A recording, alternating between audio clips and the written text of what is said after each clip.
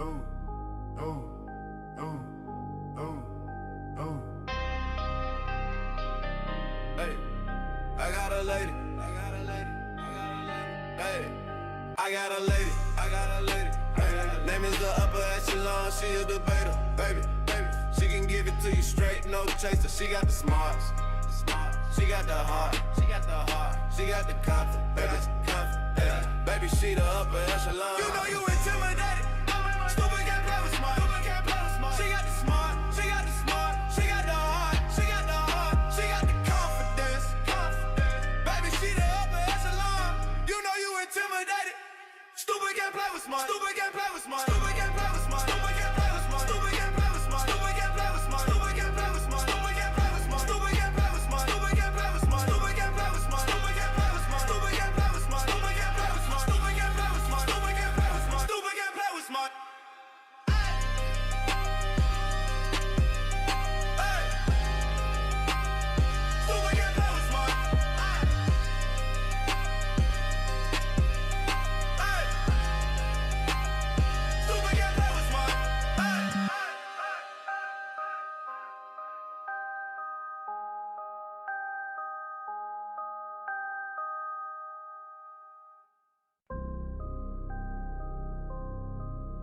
Ooh, ooh, ooh, ooh, ooh. Hey, I got a lady. Hey, I got a lady. Hey, name is the upper echelon. She a debater, baby. She can give it to you straight, no chaser. She got the smarts. She got the heart. She got the confidence. Baby, she the upper echelon. You know you intimidated. Stupid can't play with smart. She got the smart. She got the heart. She got the confidence. Baby, she the upper echelon. You know you intimidated. Stupid can't play with smart. Stupid can't play with smart. Stupid can't play with smart. Stupid can't play with smart. Stupid can't play with smart. Stupid can't play with smart. Stupid can't play with smart. Stupid can't play with smart. Stupid can't play with smart. Stupid can't play with smart. Stupid can't play with smart. Stupid can't play with smart. Stupid can't play with smart. Stupid can't play with smart. Stupid can't play with smart. Stupid can't play with smart. Stupid can't play with smart.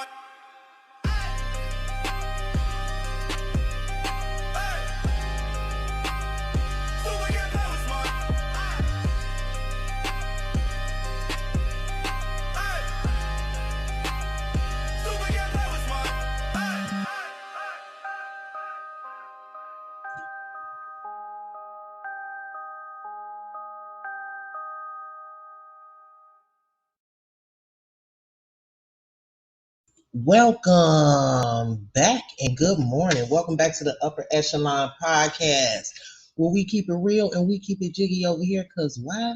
Because we ain't never, ever scared. Hit the like button on your way in. Subscribe to my channel if you haven't already. And also hit the notification bell so that you can be notified of the next time that I post content or the next time that I live stream.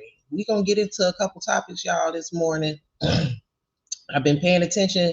Oh, also, before I get into my commentary, I do have I don't remember what I set the goal for. If somebody could look at it for me, because, hold on 1 second. Well, anyway, I set a goal. If you guys would like to help me reach my goal, I don't remember what it was for. It was probably for 10, because that's usually what I do. But you guys, let's get into the topic really quick. Hold on, let me pull up my other screen, because I have an unpopular opinion. Y'all ain't gonna probably like this opinion, but I feel like it's necessary to talk about because it's an issue, an ongoing issue that's been going on in the Black community.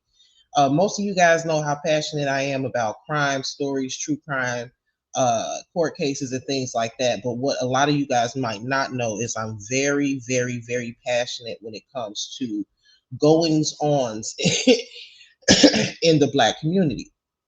Now we're gonna have a conversation, and we're gonna keep it real this morning, okay? We're not gonna do none of that fugazi, fake outrage bullshit. We gotta have a real conversation this morning, y'all, because I was thinking about it last night. Didn't really have time to go live last night, and then I was thinking about it this morning. I said, I gotta go live. I only go live when the spirit moves me. Okay, so when y'all see me missing for 7 days, it's because I ain't got nothing to say. I don't just come on here to collect views and money just because I need to meet a goal. If I go live, it's because I have something to say. So let's go ahead and get into it. Let me see. I want to pull this up so I can see my comments on this other screen. Hold on, y'all. Good morning, everybody coming in. Hey, Miss Lovely, Karen Young, no more drama. Thank you guys for checking that goal for me. Hey, Tyrese with the T. What's going on, Raw True? I want to say thank you, Raw True, because I noticed that you share a lot of my content. It doesn't go unnoticed. It's really appreciated. And you help me anytime somebody shares my content, it helps me get out into the algorithm. And it gives me some exposure. So I want to say I appreciate that if I haven't said it already. Good morning, artists. Rhapsody, Miss Shirley, Real One Knows, Robin Lotz, Miss Lovely, You Change Me, Mabel O'Neill, Kay Monet. Good morning, Tinkers. Mad No. Terry, what's going on, Terry? Coming through in the clutch with that fair use comment. What's going on, Malish, Coco? Good morning, everybody. Let's go ahead and get into the topic. So, as you guys know, from what I've heard, the content that I've watched, I'm following. I think her name is. No, I don't think I know. Her name is Neek at Night. I'm following her coverage of this. She's been going live from the actual courthouse out there in Collin County, really giving a detailed report because she's going to be in the courtroom and she's there. So she's giving a really detailed report every day on what's going on with the Karmelo Anthony case. So she's somebody that I follow. So what I've gathered thus far is that there will be no Black jurors on this case. Now, I've been watching people's reactions on social media about the fact that there are not going to be any Black jurors, and a lot of people are outraged. And for some reason, a lot of people think that there not being any Black jurors in the jury to determine the final outcome or the final verdict in the fate of Karmelo Anthony is somehow going to cause some sort of injustice, or things are not going to get through the proper lens because it's a different type of demographic. It's guys, anytime my goes out, because y'all know my mic been messing up lately. Anytime my audio goes out, just drop a 1 so I can fix it. There's a different demographic, a different type of people who have a different view of society and a different view. They see the law enforcement, the rules, gun violence, and all of these things through a completely different lens. So a lot of people in the Black community feel that this case is already getting kicked off unfairly. But I have a different view, and I have a different view. And so let me just say this. I'm going to ask y'all, and this is the reason why this is why I love going live, because I love the interaction from the audience, because I like to know what you guys think as well. Historically, now don't get mad with me, y'all. It's just a question. Historically, when has it ever been beneficial for Black people to judge one another? Let me just throw that out there. Historically, I want you all to let me know, when has it ever been beneficial for African American people to judge each other and hold each other's fate in their hand? When has that ever been beneficial? See, I need y'all to start thinking about some things really quick, because I think what you guys are, not you guys in the audience, but a majority of people, because I've seen a lot of reactions to this. I think what a lot of people are not realizing is that historically, African American people love to tear each other down, love to see each other lose, and for the most part, don't have each other's back. And the only time there's any outrage about anybody losing a life is normally when it's at the hands of a Caucasian person, right? So I'm just trying to understand the thought process of why so many people are outraged that there are no African American people on the jury. Because to be honest with you, would it be beneficial? Now, in the situation with the Rick Chow situation, from my research, now correct me if I'm wrong, there was an all-Black jury. From my research, there was an all-Black jury. and Rick Childs still got off with unaliving that boy for absolutely no reason. Got away. An all-black jury in the Rick Child trial came to the conclusion that Rick Child showed no malice in chasing a 14-year-old kid down 130 yards, pew-pewing him in the back, over an imaginary bottle of water that they think that he stole. And he got off with unaliving that child from an all-black jury. So I need you guys to stop.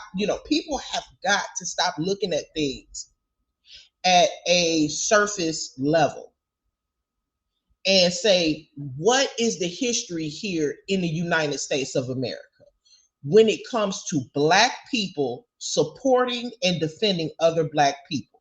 The young lady in California in the 90s, Natasha Harlins, was pew-pewed in the head by an Oriental woman, and she got off with probation, and the Black community still ain't done nothing about it. The guy that unalived Trayvon Martin still walking around free, selling merchandise in regards to the case. Ain't nothing happened to him. The Black community in a lot of cases are all talk and really do not care about each other right now. Now let's just be honest. Let's just be honest here, because there's no way in the world that there should have been an all-Black jury in the Rick Child situation and he walked free the way that he did. Absolutely not.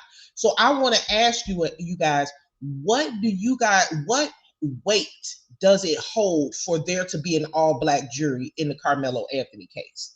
Because what we've seen historically is that it doesn't really matter. Hell, one of Rick Child's top defense attorneys was an African-American man. They don't care. Let's just be for real.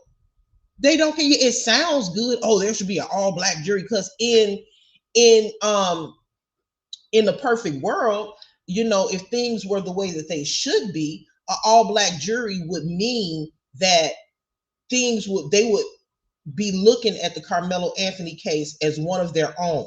They would have the mindset that, because I don't want to hear all that mess about in the Rick Child situation. Oh, well, the jury could not determine that malice was present in that situation. BS. If you really wanted that man to go to prison and serve time for what he did, you would have found some malice. I'd have found some malice. I would have just said it was malice. I just would have said it. Oh, it's malice. Period. So y'all are putting, and I hate to say that because I know that so many people are passionate about this case, but y'all have to be for real with yourselves, and y'all have to be for real about what goes on here in the Black community. For real, we just got. I'm still. It's not a whole lot going on with the case, but I'm still covering the Romika Meeks case. Now, these are two Black women, and obviously they're not at trial yet, but these are two Black women, in where one Black woman was unalived and another Black woman really shot her in cold blood because she wasn't defending herself from anything. The young lady was unarmed. She was being restrained at the time. It was a verbal confrontation. There was no weapon in Romika's hand, but you still have Black women getting on social media celebrating another Black woman's death, saying that other Black woman did nothing wrong. So the Black community, they are outraged when they feel like being outraged. They're only outraged when they think it's another race and it's another situation where, oh, we can get on the news and we can march and we can make a big deal. But when it's a situation within your own community, you celebrate. We've sat here for months and months since mid last year watching a young woman that took a life unjustly be celebrated by other Black people, celebrating the death of another Black woman, celebrating in the midst, despite the fact that there is a black mother mourning the loss of her daughter. So why are we? What is this outrage when we feel like it? It should be outrage no matter who takes a life, whether it be a black person, a white person, a police officer, or an Asian person, or whomever. A black life being lost should never be celebrated. But I've sat on the internet and watched black people make a mockery and celebrate the death of another black woman. But now that this trial has come up with Karmelo Anthony, it's, oh yeah, there should be an all black jury. Why? What have black people done that has proven to y'all that we would stand and do the right thing by each other? When we get on here every day and tear each other down on the internet, killing each other down, shooting each other down like dogs in the street, and instead of talking about proper conflict resolution in the black community and things that could elevate us as a people, we sit around and we celebrate bad behavior. We celebrate death and loss in our own communities. But for some, I'm trying to get you guys to understand, for some reason, there's this outrage about there not being an all black jury in the Karmelo Anthony case.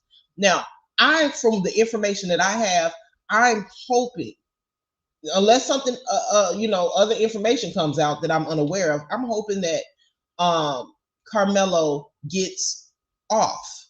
I hope that he walks up out of there free, because in that situation, albeit sad that another family lost their child, I do truly believe that in this situation, it was self-defense. So for me, it's not about whether or not it's an all black jury. For me, I want qualified people on a jury that are going to look at things fairly, that are going to look at the evidence, and that's what I want.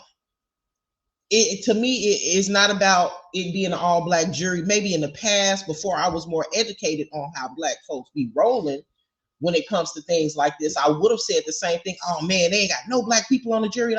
Maybe I would have thought that. But after seeing what happened with that Rick Child situation, all your people was on the jury. All of our people was on the jury. And they sat there and they let that Asian man walk free. Not to mention that Asian man had two prior incidents, shooting incidents. So he had a history. I am willing to bet that in the next, well, I ain't gonna give a timeline on it, but I'm willing to bet that eventually that Asian man or his son is gonna take another black life. They're gonna go somewhere else. They're probably gonna move out of state, and they're going to open up probably another gas station or a convenience store, and they're gonna take another black life because they got away with it. America is showing and proving that not only do black lives not matter, but black lives don't matter to black people. Because it's the audacity for me to actually be able to get on the internet and celebrate the death of a black person, but then try to defend a black person that's on trial. How does that make sense? Let me play something to y'all. This is something that caught my attention. Do y'all remember the stories of how, because I saw this guy mentioned it in a press conference for the Rick Child situation.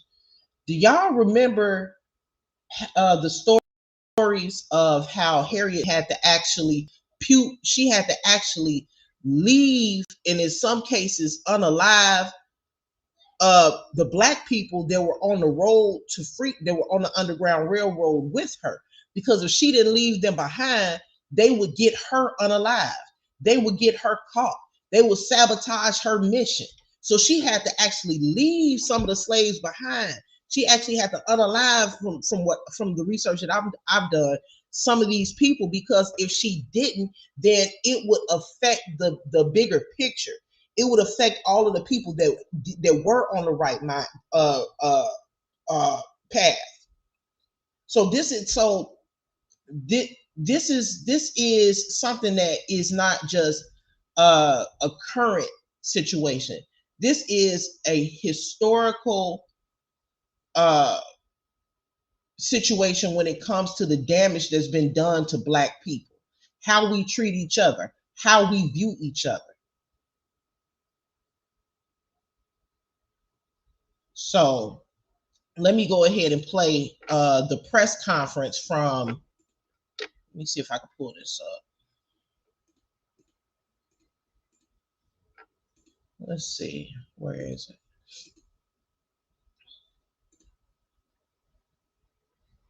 So, I mean, I'm not trying to change nobody's mind, but if y'all want to continue to think that for some reason how it not being any Black jurors on the Karmelo Anthony case is going to somehow have any type of effect on the outcome, whether it be negative or positive, then that, you know, I'm not going to argue with you. But I'm just talking about his people in our own community. Local National Action Network, and after him, of the local National Action Network branch. Now, this is one of the civil rights leaders out there in South Carolina, where he talks about the jury. Okay, he speaks about the jury in the case and what he thinks about the Black jury. Because I do see somebody there in the comments saying that it was only 4 Black jurors, but we're going to go ahead and play this where this man who sat and watched the followed the case and was actually there in person speaks about what he thinks about the jury in that case and how in the outcome of the Rick Chow case based on who was on the jury. I also serve on the executive committee of the Columbia, petitioning heaven on their behalf, and can only imagine the immense grief and sorrow that they have been feeling for the last 3 years. But we also share in the disappointment and disdain of the verdict that was rendered in this trial. Our justice system has taken its course, but we have questions on whether justice was really served. Because today we question that blindfold that Lady Justice is supposed to wear. We question that blindfold because for too long, justice has evaded people of color. We question that blindfold today because for too long, it seems like Black lives don't really matter. We question that blindfold because it seems like a bottle of water is more valuable than a Black life.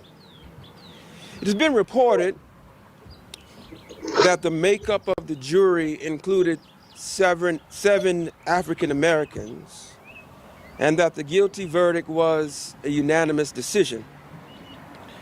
And one could surely make the argument today that because... Well, not 4, but 7. How many jurors are on the jury? So there were over half. So it wasn't all Black jurors, but it was over half of the jury. I believe it's 12. Correct me if I'm wrong.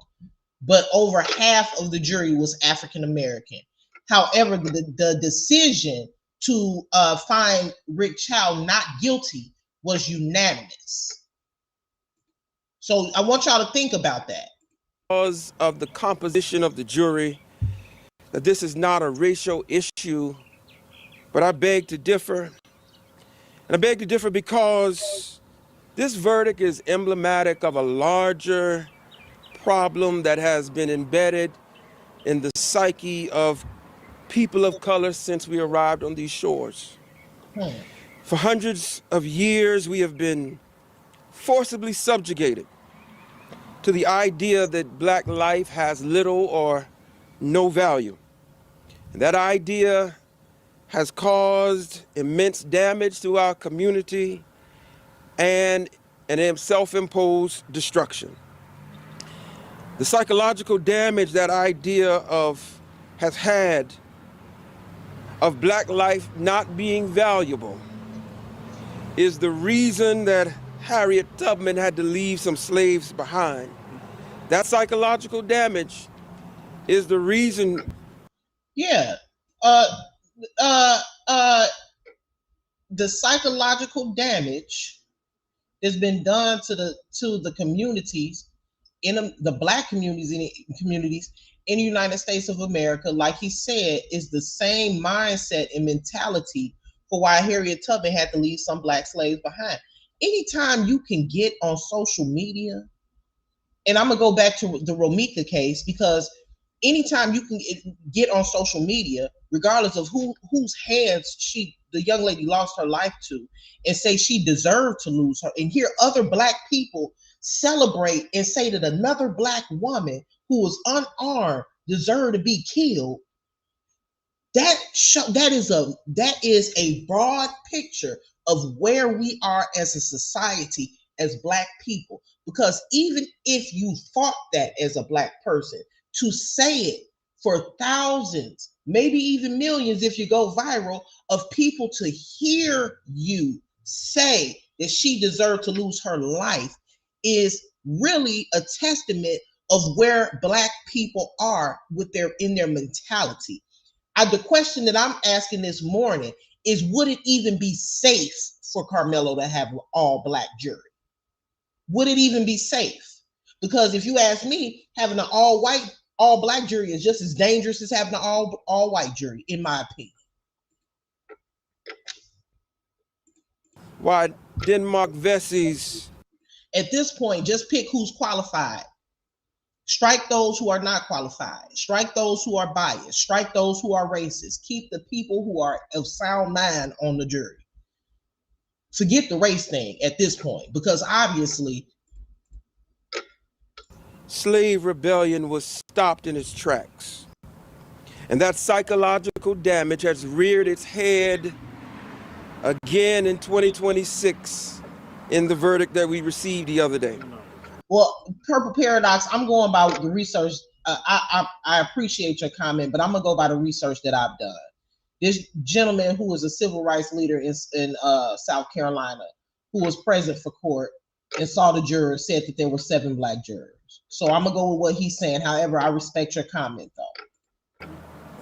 There is a Latin term called the Imago Dei, which simply means that all of us bear the image of God. And if it is true that we all bear the image of God, then that means that all people, including people of color, are worth love, dignity, and respect because we bear the image of God. Even if we have the worst intentions, we are still worth more than a few bottles of water because we bear the image of God. Even at our worst, we are still worth something. We are still valuable, and a bullet in the back should not end our lives. And so as we move forward with this verdict, we will not allow the life of young brother Cyrus to be in vain. But this verdict, this day, this moment will serve as a catalyst of change and a reminder that all life, especially black life, deserves justice, deserves love, deserves respect, deserves dignity, and has value. That I yield. I want to know what you guys think is going to end up happening with this No, I'm talking about, see, that's Trayvon Martin is in my head, because this situation with Karmelo, I'm looking at, and just like this comment here says, where Brandy says the Karmelo case echoes the Trayvon Martin case. Justice isn't for us. Yeah, and I'm glad you said that, because I wonder sometimes why so many people, especially African American people, put so much weight on the justice system, and they'll get it right in court. They hardly ever get it right in court. But I want to know what you guys think, just based off of what's happened historically with situations like this. What do you guys think could happen in the Karmelo Anthony case? Okay, so this is a situation.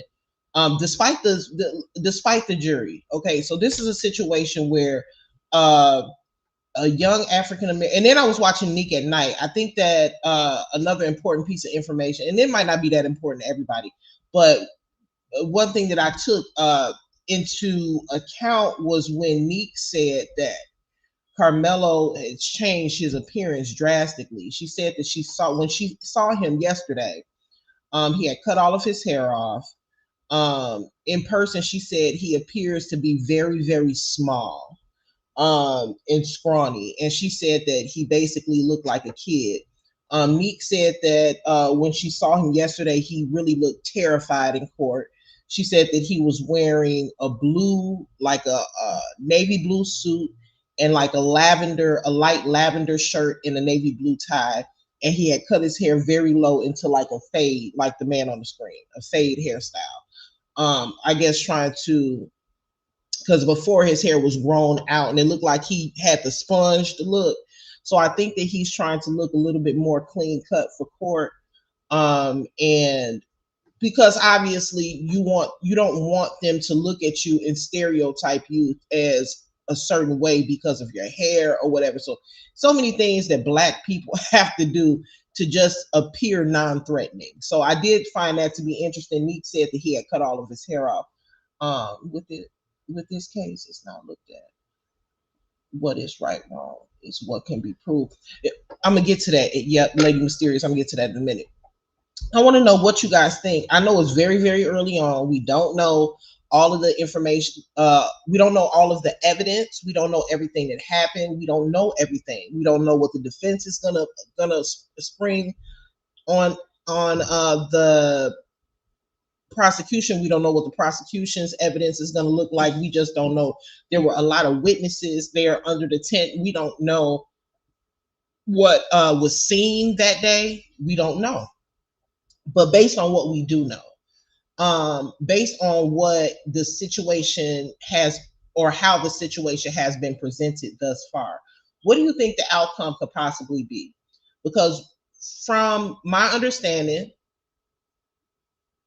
a lot of, I want to see what you think. Okay, so Karmelo goes to I guess a track meet. He sits underneath the tent. The tent that he sat under was not a tent, I'm guessing, for his school, or he was not supposed to be in that particular area. Metcalf gets up and I ain't gonna say gets up, but Metcalf tells him that he's not supposed to be sitting there.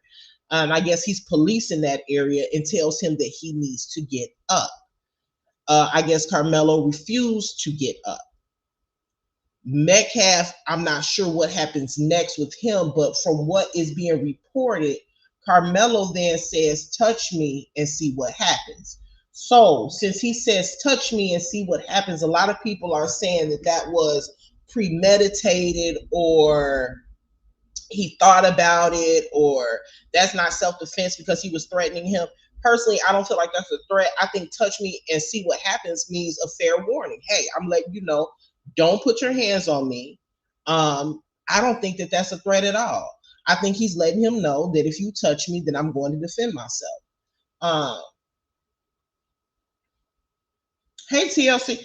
And then I'm gonna read that comment in 1 second. And then after that happens, that's the part where I'm a little cloudy at. What happened next? Because you got some reports that Metcalf attacked him or in some way approached him.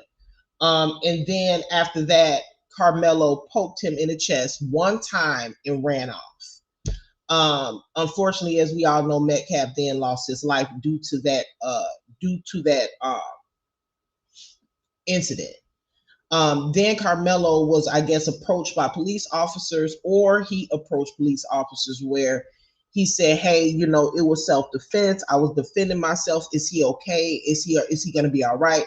So he immediately showed some compassion, some concern, remorse about the situation and how it happened and what he did in that situation. So I'm wondering, I personally believe that he's going to be found not guilty, depending on what witnesses say.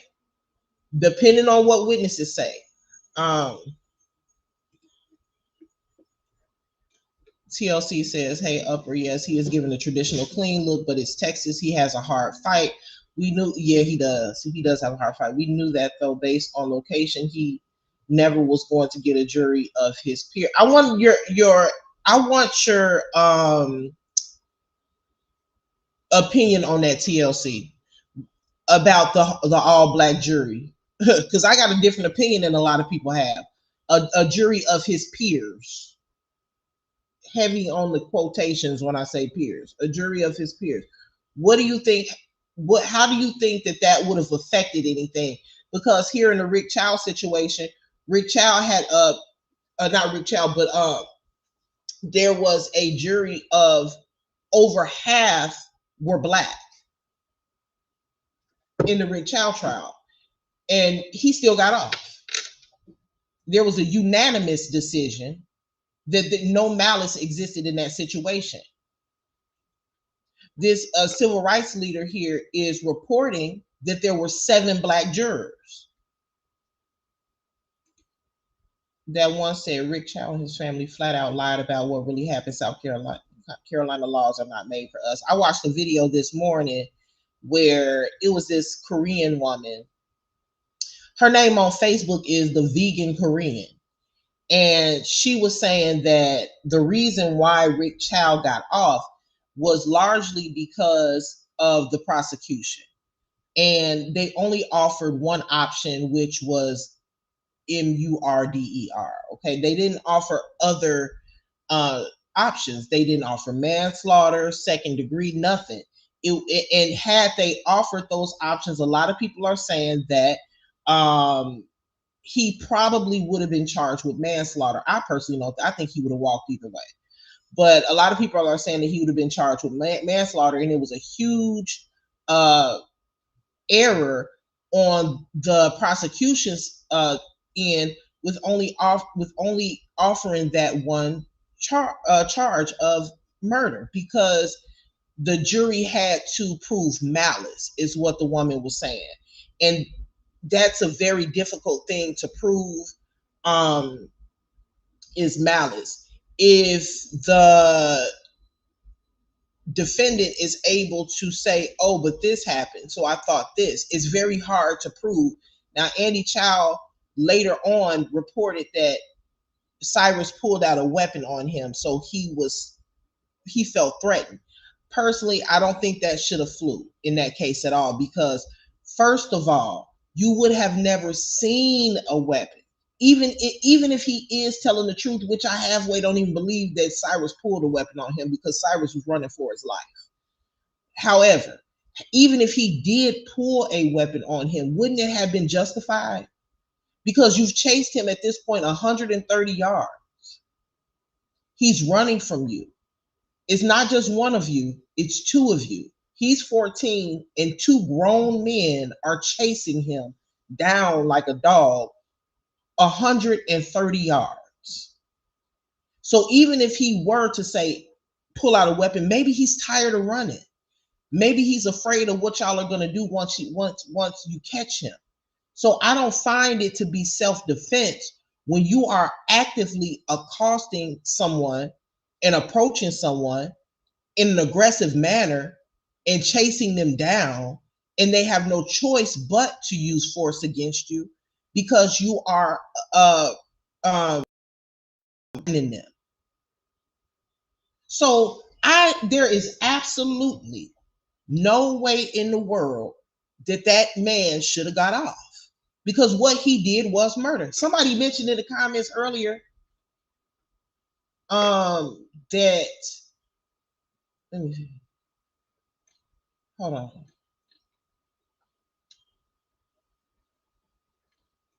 I can't find it. Let me read this. You mentioned it earlier up at the Rick Chow had 2 prior incidents. Well, yep. And I don't think that those 2 prior incidents were brought up during trial. I don't even think they brought those 2 prior incidents. I don't even think that was introduced to during trial, that information about Chow. At alleged shoplifter, Cyrus's mom said that his prior incidents were not allowed to. Yep, okay, I didn't finish reading. And I don't understand why they would have brought up the history of anybody else. That's important. This is a pattern. He thinks that stealing merchandise is a death sentence. He thinks that if he thinks that you're stealing merchandise, he has the right to take your life. This man is dangerous. He should not be out on the street, and surely should not be owning another store. because I guarantee you that's what's going to happen. He done walked free. He has 2 prior incidents, a third one in which he actually took a life. And so I guarantee you, because he got off, the justice system told him basically that what he did was fine. So he'll probably go somewhere. He'll probably move out of state, open up another store, have a family member work at the store for him, or probably just oversee the store. Who knows, because his face is public. But I'm sure it'll happen again. And what is going to be said if he takes another person's life? Coco, that's what I was saying the other day about Texas and Collin County. I had some people in the chat saying that Collin County isn't racist, that they lived there for years. I don't believe that. I'm sorry. This Texas we talking about. Okay. However, I pray, not Texas, I'm sorry. Yeah, Texas. However, I pray that the jury listens and gives Karmelo a fair chance. The twins jumped him, and I think that's what happened. What happened was a freak accident. That's what I'm feeling, because in this situation, he basically warned him. He said, if you do that, you're going to see what happens. In other words, don't touch me. He let him know, allegedly. Then not only that, but his brother was not by the Metcalf was not by himself. He was with his brother. Now, I don't know if the brothers jumped him or not. We have to wait and see what's said during trial, what the witnesses say. But what I do know is that I'm sure that the brother may have said something. What sibling is going to sit there, especially a twin? That's just human nature, to defend your or to stand or to take the side of your sibling.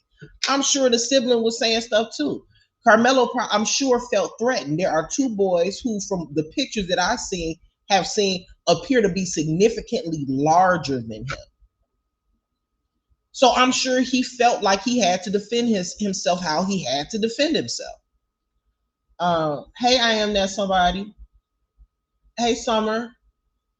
Lady Mysterious, you had said something earlier that I think I skipped over it, but I wanted to read it. Let's see.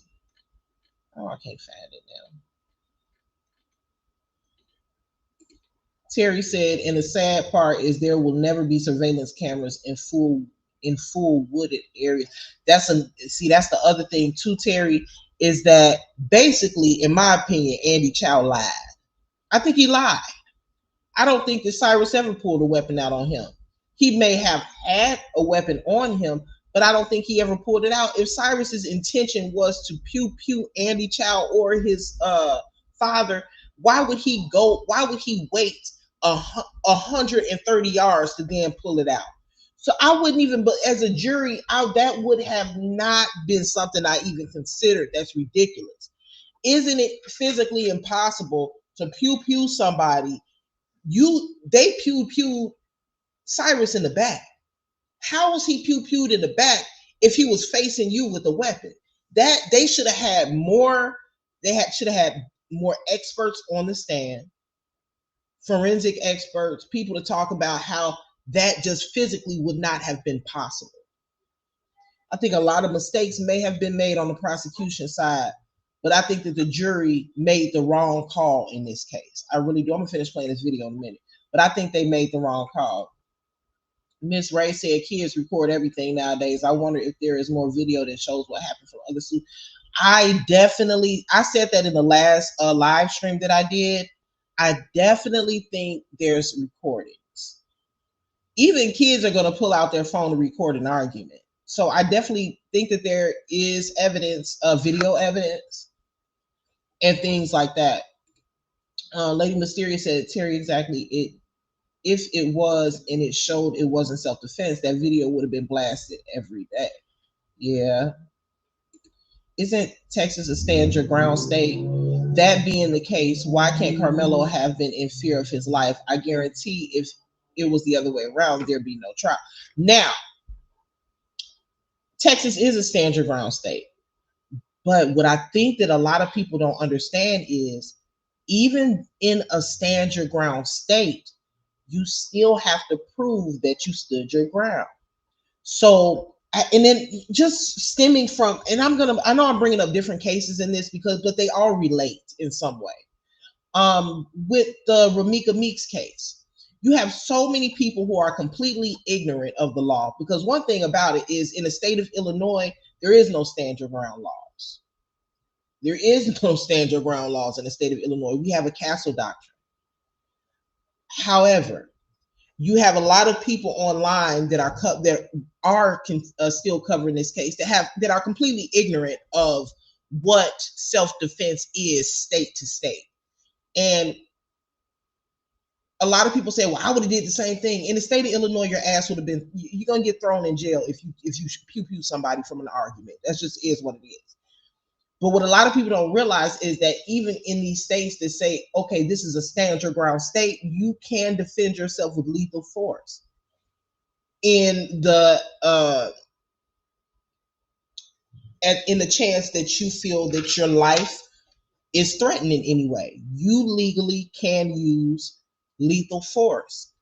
But what the part that people don't say, and I wish that people would, is that yes, you are allowed to use lethal force in a stand your ground state to defend yourself and to defend others.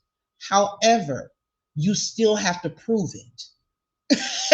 You still understand that when you pull out a weapon and you take somebody's life, especially if they're unarmed, it is going to be life changing for you. This is not the Wild Wild West. This is not Tombstone, okay? Where we seeing who draw their weapons first and then whoever first walks off into the night. No, there are rules to this. You cannot just unalive somebody and then just walk off and say, oh, it was stand your ground. It has to be proven. So now understand, and this is what I think that a lot of people don't get, and I think more people need to be educated on this. If you're in a situation where you have a weapon and the other person doesn't, my advice will be not to draw your weapon unless you absolutely have to. Because after that, if you feel like you can box that person or fight that person or even maybe run away from that person, it may be a better idea than drawing your weapon if you don't have to. Now, in this case, I personally believe that Karmelo had to. But in another case, if you don't have to, even if you are in a stand your ground law state, don't do it, because now the person has a chance of passing away or being gravely injured, and now you have to prove your case. Your life is going to be changed forever. I wish that when people get on social media and talk about these cases and talk about these things, they would speak about them a little bit more realistically. This is not a movie. It's not a video game. It's not a TV show. Taking someone's whole life is very serious, even if you're in the right. Even if you're in the right. You're going to have to spend a lot of money on defending yourself. You may have to spend a lot of money just to get out of jail. You're going to be on trial for years. Then not only that, it could go viral and your face would be forever be associated with that situation. See, this is what people need to teach their children, is that always defend yourself. If it comes down to a situation where it's my life or yours, it should never be yours. It should always be theirs. But only if you have to. Because if you do it and you don't have to, now look at where we are.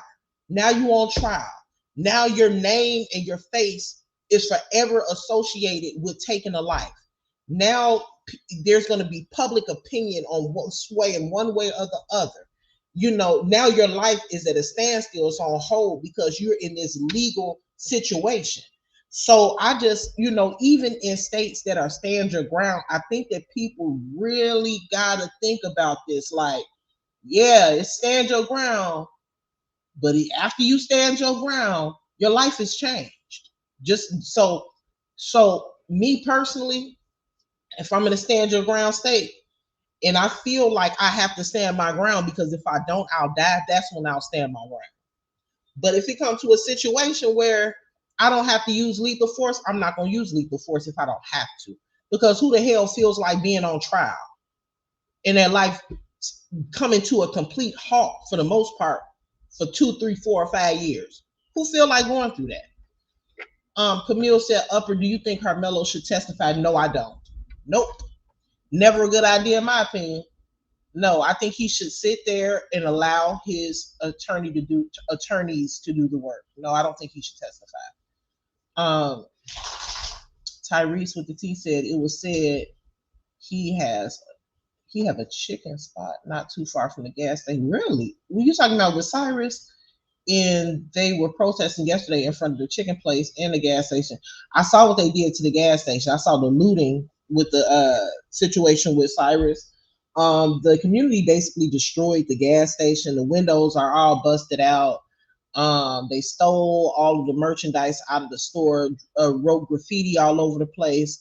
And I don't even think Rick Child owns that gas station anymore, but they definitely destroyed it as they should have. I knew that was coming. Remember the last live I did? I said they about to tear South Carolina for the toe up, baby. Because I'm just saying, I know how my people get down. They about to they listen. They said they went up in there. They stole all the Newport 100s. They stole all the beer, all the liquor out of the store. T-Mill said Collin County is very racist. The radio station even talks about blacks staying out of Collin County. Oh, wow. Really? Free said, I'm just curious, has it been stated as to why Karmelo was under their school's tent or why he was at the track meet? Did he not have any friends or coaches there? It said the area is prejudiced. I don't know. I don't know. That's a good question. I naturally assumed, and I could be wrong because there's a lot of things that I don't know, but I naturally assumed that he was there for a reason because I know that Karmelo was an athlete. So I just assumed that maybe his school was playing against, or maybe he just went to go watch the game or the track meet. I don't know.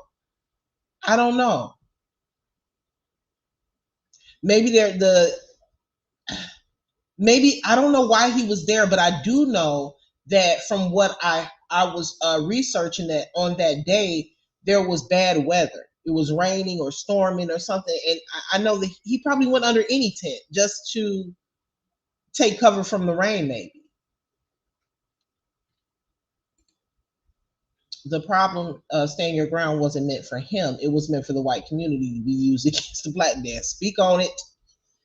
I'm trying to figure out when are black Americans going to realize that the justice system was not designed for us. It really was not. It was designed to put us, it was designed to incarcerate us. But it wasn't designed to protect us. So, and I'm going to continue to say this because I hear it all the time. These black bloggers and content creators, they get on social media talking about we got to wait to see what's going to happen in court. That's when we're going to know the truth. And the court is bullshit. Let's just be honest, okay? There's injustices in court every day. The court system does not always get it right. And as a black person, as an African-American person, to actually say that as if you have so much faith in the justice system is completely stupid. I'm sorry. Thank you. Imagine being able to build an app with your name on it, just by thinking. Sister Glover? This is the another civil rights activist out there in South Carolina. I want to play this too. Good morning. Good morning. I stand before you today as a God-fearing human being, a citizen of Richland County, Columbia, South Carolina, and a voice that needs to be heard for you. I am here to tell you we are done dying, and it ain't over yet. A young man is dead. Cyrus Belton is dead, and his family, his loved ones, and this community are grieving. As a childless mother with an Hold on, let me pause this real quick. This is completely unrelated, but did y'all see oh, thank you, my dudes, for that super chat. Hello, Upper, sending a collective hello. It said Karmelo had a meet that day, but I'm not sure. 100. Thank you. So I ended up taking the gold down, but I appreciate that super. Um, completely unrelated, y'all. But I don't even remember the dude's name. But do y'all know that the guy? Okay, so he has red hair. It's a red hair guy. He annihilated, unalived, his son, his wife. You know, he unalived his family. Went on trial. I believe, if I'm correct, they ended up finding him guilty. But now they're retrying the case for whatever reason. They even had Murdoch. His name was Murdoch. They had net. I'm gonna watch that today. Matter of fact, when I get a chance again, because I didn't really get the gist of all of it. I'm gonna rewatch it on Netflix. I'm gonna watch it again. But that there is an example of how the justice system works for other people. I'll put it that way. It's not created for us. The justice system, they are going to go out of their way to make sure that a fair trial is given to those people. Okay, I don't want to get hit on YouTube. But I'm just gonna say those people. They are going to make sure. Do y'all know what I'm talking about with the Murdoch case? Now the justice system, they will reverse their own decision to make sure that those people, the clear people, have a just trial. I don't know if y'all follow I don't remember his first name. I know his last name is Murdoch. They had a special or a documentary situation on Netflix, y'all. So I mean, hey, just saying, just saying, they gonna make sure their people are treated fairly within the justice system. Just saying. Standing and caring heart, I stand deep in empathy with the Belton. I see you with your popcorn. Welcome in, Daniel. Daniel, don't come in here on no bullshit, okay? Because I'm just letting you know. All right. Now you sit there and you be good and you listen to what we in here talking about, okay? And you don't come in here with no bullshit. All right. Now I ain't trying to profile you, but I'm just saying put your book bag down at the door. Sit down and listen and don't come in here saying no crazy shit. All right. All right. Now let's keep on going. We stand deep. No verdict can Alex Murdoch. ever fill the void left by the loss of a child.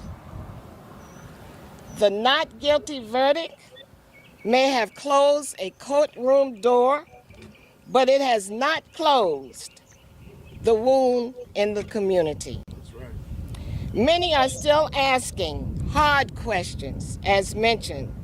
If Cyrus had been a young black man, white man, would he have been chased? Nah, forget whether or not he would have been chased. What would have happened if that was a young white man, 14? What would have happened if that was a 14-year-old blonde hair, blue-eyed boy that looked like a bottle of water from the store, but actually didn't steal a bottle of water from the store? And black gas station owners would have chased a young white boy 130 feet and then pew-pewed him in the back. You tell me what you think would have happened. You tell me what you think would have happened. Pursued and killed. Lead bottle of water. Those questions deserve to be heard and dismissed. Where was the humanity? Where was the compassion? Where was the recognition that this was somebody's child? Cyrus's life mattered. His dream mattered. I'm about to make a poll real quick because I want to see what y'all say. Now y'all know you guys heard how do I make a poll? Hold on. I ain't never did this before. Let me see. How do I?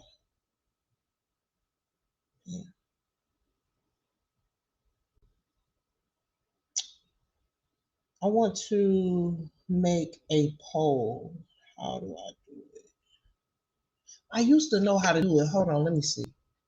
I want to, or since I figure, I don't feel like trying to figure it out now. Drop a 1 in the chat. Back to the this press conference here is about Cyrus, but I want y'all to do me a favor because I don't. I'm sure I could figure out how to do it, but I don't feel like doing that right now. Drop a 1 in the chat if you think that Karmelo having an all-white jury is going to be is going to negatively affect the case.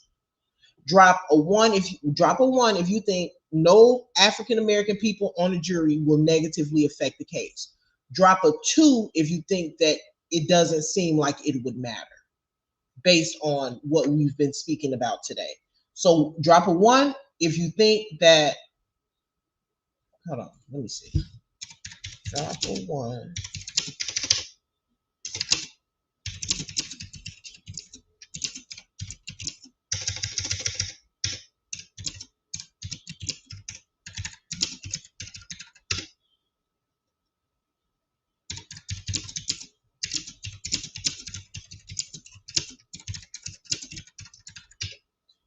Okay, so drop a 1 if you think no black jurors is going to matter as far as the outcome of the case. Drop a 2 if you think it doesn't matter in the outcome of the case and Karmelo's fate. And y'all know my opinion. I don't think it matters. I know a lot of people gonna be like, huh? Yeah, I don't think it matters. I don't think it matters. In this case with Rick Child, it was 7 black jurors. 7. And it was no situation where they couldn't agree. It was a unanimous decision that Rick Child get off with murder. So I'm trying to understand. I want y'all to let me know what y'all think. Do y'all think that an all-black jury for Karmelo is going to matter, or do you think it doesn't even really matter? Let me look and see what you guys are saying. I might drop the link because I need somebody to explain that to me. I need somebody to explain that to me. Why do y'all think it matters? Why do y'all think it matters? It's admirable that you guys have that much faith in the black community. Despite what we've seen and what we've been shown over the years and historically. But I would love to hear what you guys think and why. Hold on. Why do y'all? We ain't gonna debate about it. I just want to hear what you think. I respect everybody's opinion. If you think it matters, I respect you. If you don't think it matters, I agree. Let's hear it. Why do y'all think that matters? Okay, let me pin that. Obviously, all blacks aren't for blacks. All skin folk ain't kinfolk. Okay?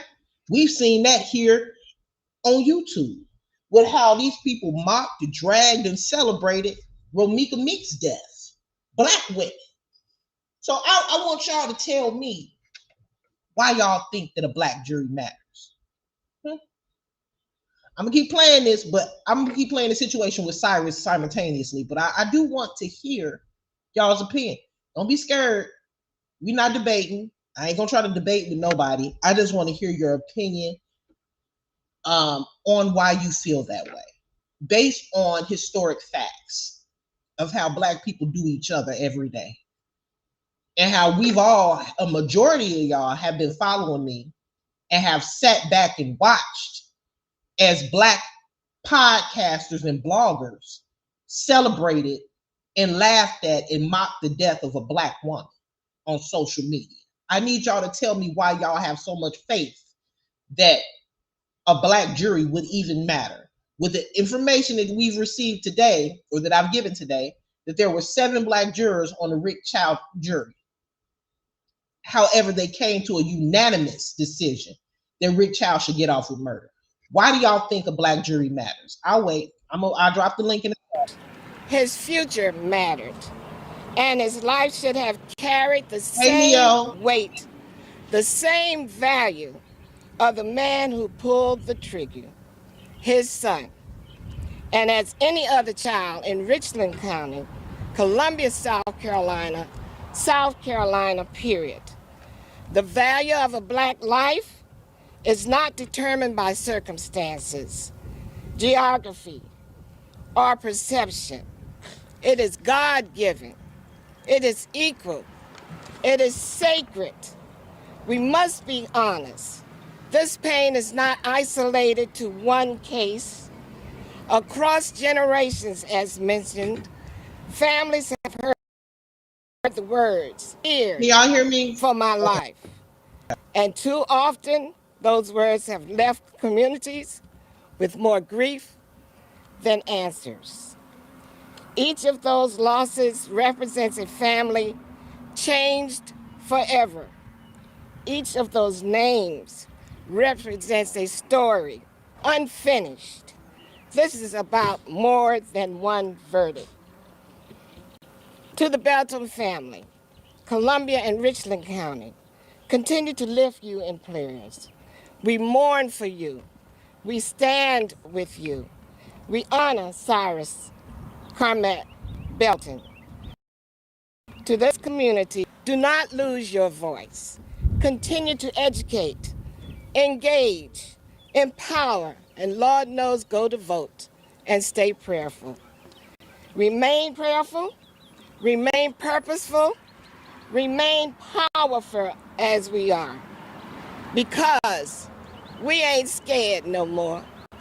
We ain't scared, I said. We are human, and it is ours to do. Today, I leave you with this truth. We are somebody. Our lives have value. We deserve justice. We deserve dignity. Black lives matter. As I said, I am here to tell you, we are done dying. Thank you. Let's now hear from Attorney Todd Rutherford. That's Cyrus' mom right there in the black and white. I don't know why she reminds me so much of Tracy Ellis Ross. Let me read some of these comments.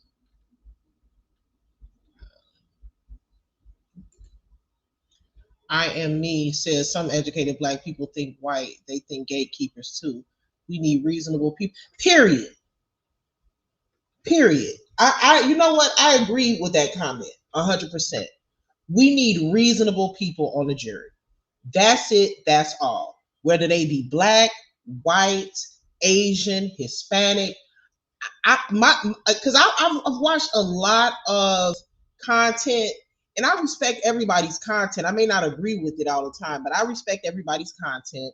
And a majority of the content that I watch are a lot of people are outraged about the outcome of the jury selection due to the fact that there are no black jurors. But the question, I'm challenging you guys this morning because what I'm saying here is, does it matter? We have a case here stemming from a situation that happened in 2023 with an Asian Shell gas station owner that with his son chased down a 14-year-old child at 130 yards and pew-pewed him in the back. In the back. They chased him 130 yards thinking that he stole a bottle of water.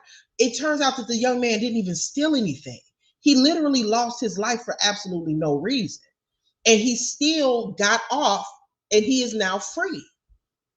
So I'm asking you this because in that case, there were 7 black jurors. Over half of the jury was black. However, there was a unanimous decision that malice did not exist in that situation. So what I'm asking you guys is I'm not trying to down the black community. Obviously, I'm pro-black. What I'm saying is I want you guys to please understand, to stop living in like this fantasy world of what it should be like and focus more on what it is really like currently. The black community psyche is so screwed up that there are no peers, jury of your peers. When you say, What happened to having a jury of your peers? A jury, what is the definition of a peer? Somebody that is on equal footing, similar backgrounds, a person that will be able to understand based on having some sort of similarity with you. That is a peer. However, in this case with Cyrus, he had a jury that was over, the jury was majority his peers, Cyrus, but he still didn't receive justice, and they still let Rick Child walk free. So the question that I'm asking you is not to think within how you feel it should be, because in a perfect world, Black people would be unified. There would be unity. There would be nobody getting off with murder when it comes to unaliving a Black child within our community. But the reality of it is what I'm talking about. See, I'm a realist. I'm not going to sit here and wish that something could be. No, I don't wish. I am thinking realistically. I am thinking historically. I'm thinking about what has happened in the past. What have we seen from Black people in the past when it comes to the judgment and the fate of other Black people? So if you really want Karmelo to have a fair case and for his side to be understood, because I personally believe that Karmelo was defending himself, despite what some other people may think. That's what I believe for now. If you want the best for him, I don't understand why you would say he needs an all-Black jury. What you should be saying is that he needs a jury of qualified, fair, impartial, unbiased people. That's what we need. Because historically, having your peers judge you has been fatal.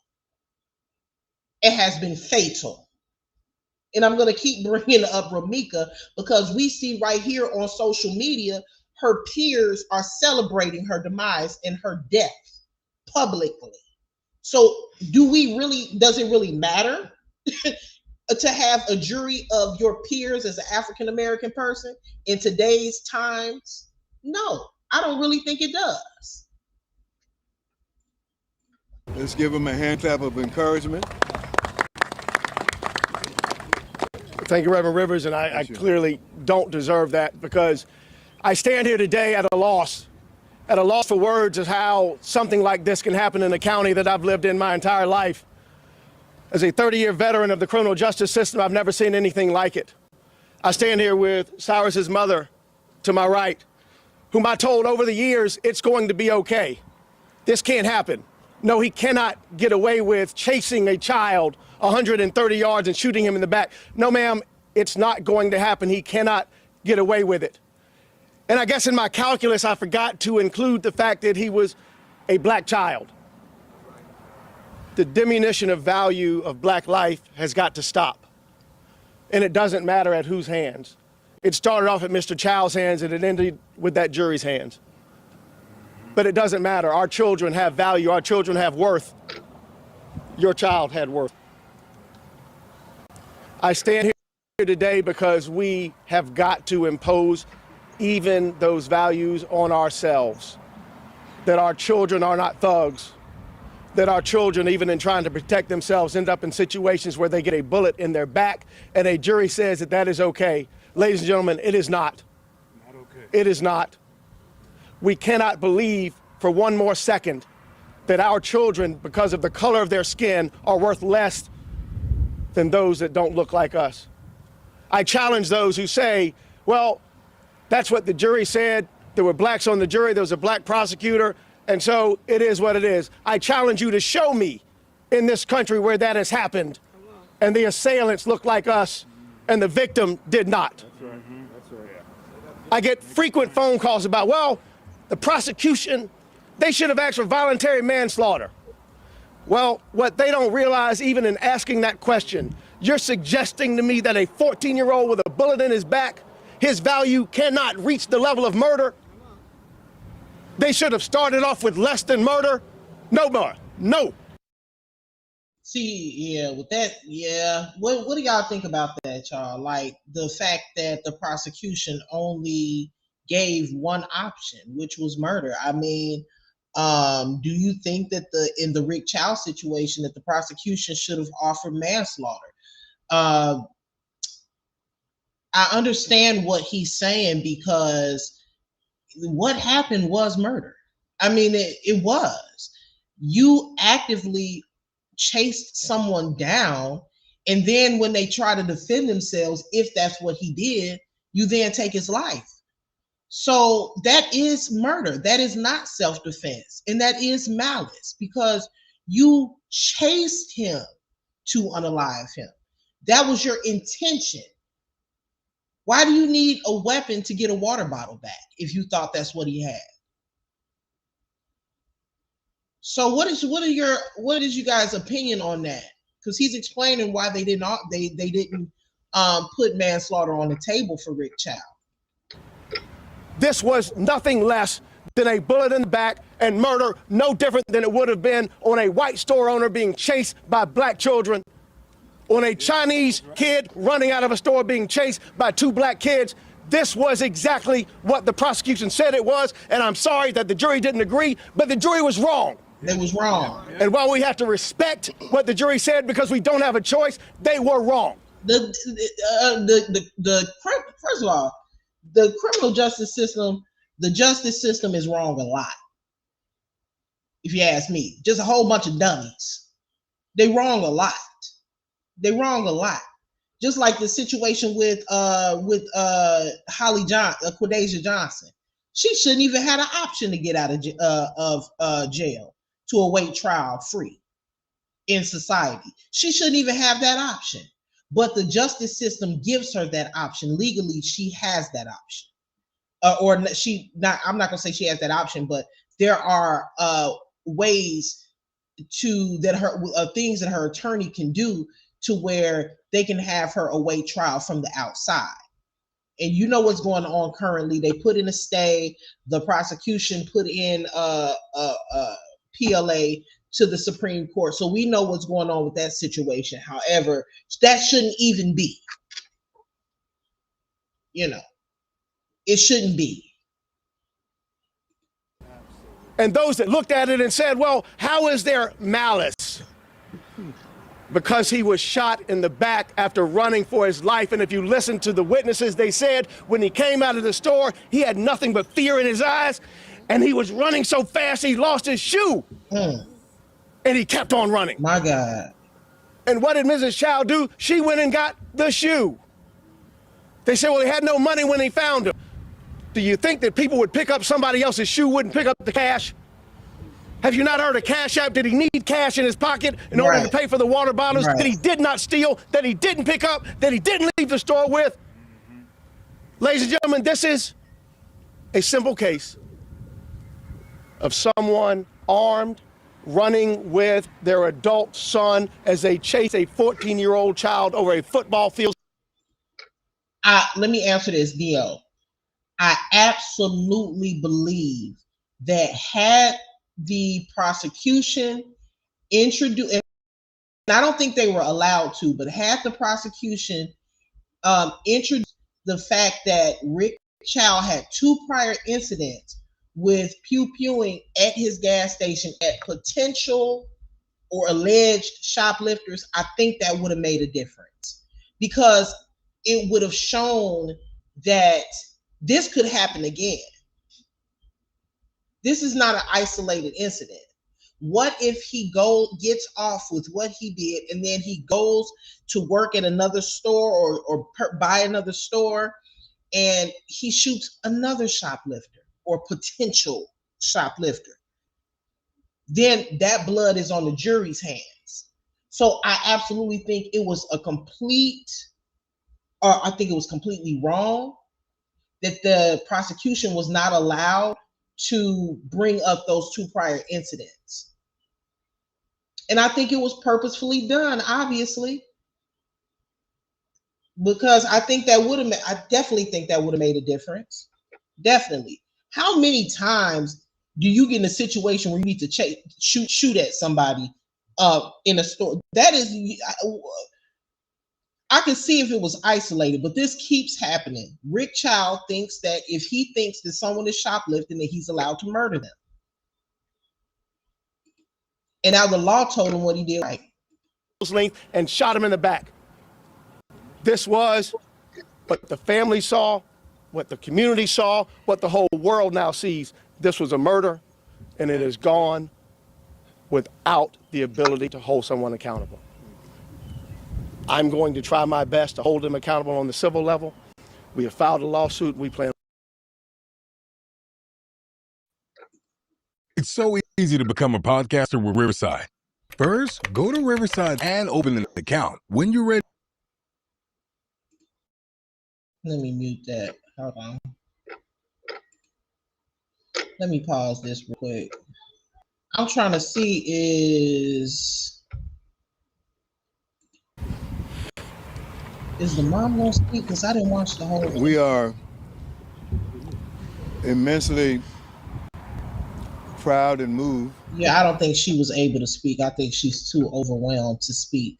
Let me see. Oh shoot, did I? Hold on, let me go up. I'm trying to see some, y'all.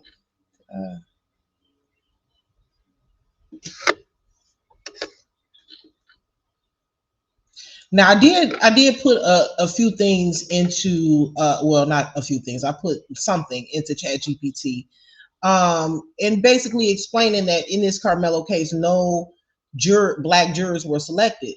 So ChatGPT said if no black jurors were ultimately selected in the Karmelo Anthony trial, that is likely to become a topic of public discussion, especially if race has already been a part of the conversation surrounding the case, which it has been. The number one question that we could ask is it fair for a jury to have no black jurors? Two, will the absence of black jurors affect the verdict? And it says nobody can know for sure. Some studies suggest that jurors from different backgrounds may evaluate evidence and witness credibility differently. At the same time, jurors take an oath to follow the evidence and the judge's instructions, and race alone does not predict how someone will vote. That's awesome bullshit to me. Then the other bullet points say some people will argue that the jury should better reflect the community's demographics. You guys have already kind of given your opinion on that in the chat. The second bullet point is others will argue that the important issue is whether the jury was selected according to the law, regardless of its final racial makeup. I want you guys to remember something. Video this morning of the did you? Okay, I'm gonna pull it up in 1 second. Thank you, Comment Collective, and thank you for that super. I want y'all to remember something when it comes to jury selection. In the process of jury selection, it's not just the prosecution select in the case of Karmelo. It's not just the prosecution that would be selecting jurors or striking jurors from the final jury pool. So both the prosecution and the defense have a say-so on who is going to be a part of this jury. The question here is did the prosecution strike some of the black jurors from the jury pool? Did they find something wrong with some of the black jurors? Maybe there weren't a whole lot of black jurors in the jury pool. When I was watching Neek at Night, she said that she heard some of the black jurors and some of them were black, or a part of the selection process were black. She said that she even heard one of the black jurors say that he didn't feel comfortable sending a brother to jail. So some of these people may have been stricken from the final jury's pool because of remarks like that. So when you make clear biased remarks, they're not going to allow you to be in the jury. So that could be it too. So that's another question is why, especially because this is not why are there no black jurors, especially when it's not just the defense that it's not just the prosecution in the case of Karmelo Anthony that is a part of the jury selection. The defense is also a part of the jury selection. So ask yourselves, why were no black jurors chosen? Why did the defense feel like, this is the proper jury? in this case, despite the fact that Karmelo is black. I think that is, worth thinking about. Let me go ahead and pull up this video that Common Collective sent me. Let's see. Let me get to my Facebook. You know, sometimes when I pull up Facebook, my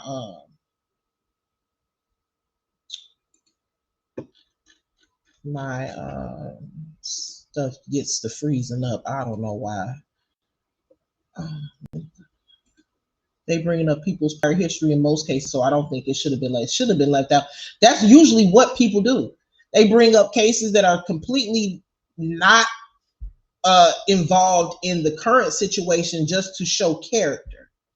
So I don't think it was fair that the prosecution wasn't allowed to speak on his prior history. I think that it's something to that.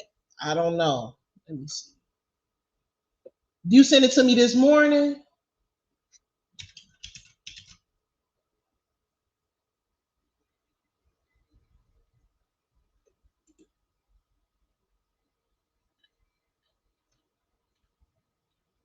Oh, okay. I think let me see. Okay. Let me pull down my chat really quick.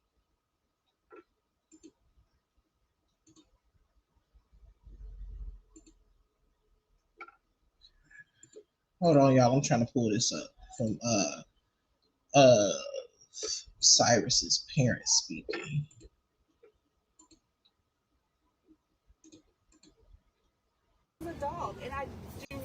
Is it loud enough, y'all? Can y'all hear that?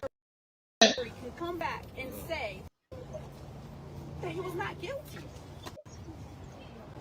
He was in a runner's stance. It was shown by the pathologist, and they said he was not guilty. It was devastating for me to get a call from Alvin S. Glenn letting me know that Rick Chow was released. That broke me more than you can ever imagine, because my murderer of my son was set free. And it's not fair, and it's not, and nobody can is it too low, y'all? Socially motivated, because I'm not supposed to be on social media anyway, but when I go and I look at my social media, I have racist people coming to my page, going under my son's pictures, leaving the most horrific things, saying that they're glad he's dead, good riddance, and I am tired. I don't want this to happen to any other child. No black or brown child. You have to go through this. No parent should have to go through this. This has to stop today. And I just learned today that South Carolina, if it's a murder charge, that they cannot bring in any of your prior acts. Rick Chow shot 2 people before. Rick Chow assaulted a child. Whoa. Hold on. Let me read this real quick. Yes, the prosecution did challenge it with the 3 black teachers. The prosecution said that they didn't want any teachers for the reason, and the defense objected, and the judge approved it, which is BS. Oh, wow. Wait, so you're saying that the prosecution challenged it, or are you saying that Karmelo's attorneys challenged it? But do y'all hear this mom with her about in regards to Cyrus? She said he has pew-pewed 2 people before. In that store and beat her up with a gun on her hip, and none nation could be brought to light. Beat up a girl. And I do not think that is fair. And if that is on the law books, that needs to be changed. Because if that was not there, then my son would have gotten justice. And to allow this person to terrorize this neighborhood for 12, 13 years is ridiculous. And it's just showing that it's okay to treat black and brown people wrong, and it's not. My son loved everybody. He would tell me, like, oh, Mom, you're being judgmental. You shouldn't do that. That's against God. And the devil shot him dead, and he laid right there. And we got no justice from South Carolina. And I think it is disgusting, and I don't even know why. I have no words. But every day I will not be able to speak. I think that their audio, because I have it turned all the way up, I think just that their audio is low. But you guys, so you guys can't hear what she's saying at all? Oh. T-Mail said, I can hear fine. Can you guys hear it all? Oh, she got on headphones, though. So that could be the reason, too. So I'm going to keep playing it for the people that can't hear. It would have been prejudice. It would have prejudiced facts of the case. Neo said, being that people are concerned that the jury is all white proves that America still knows that they have a racism problem in 2026. Yeah. Okay. I want me to keep playing it, or is it too low for you all to hear? Because I have one person saying that it's okay, but it's more than one person in the chat saying it's too low. Oh, you can hear it? Okay.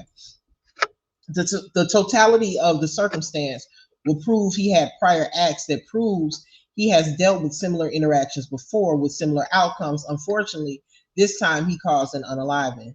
Yeah. Yeah. I would love to hear why that was not allowed in the case or during trial. I would love to hear the reason for that. See him grow, go to prom. He will never get married. I would never hold my grandchildren, nothing.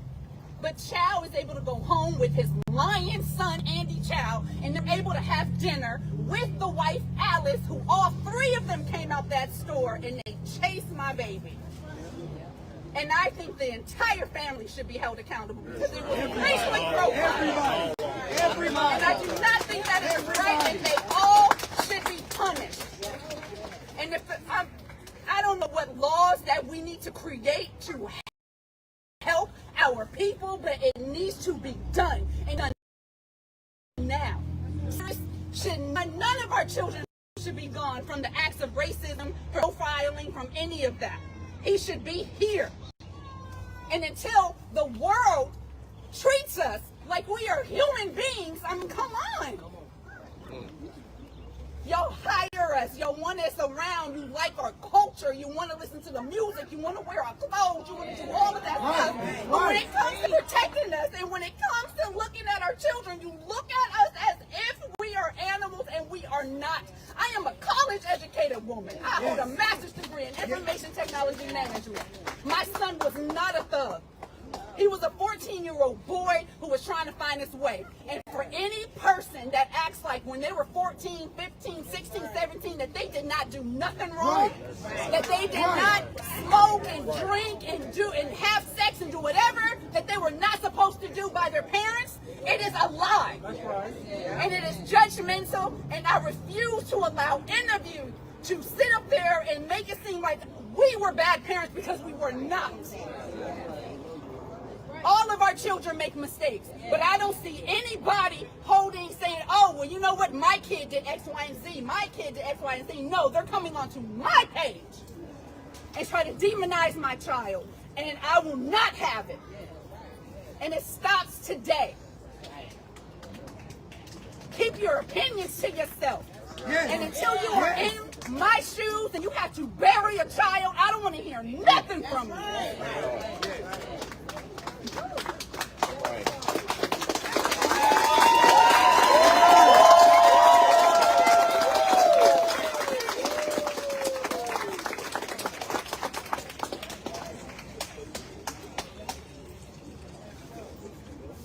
Well, there's not much I can say really, because you heard it first. What I can say is I am very disappointed in our justice system.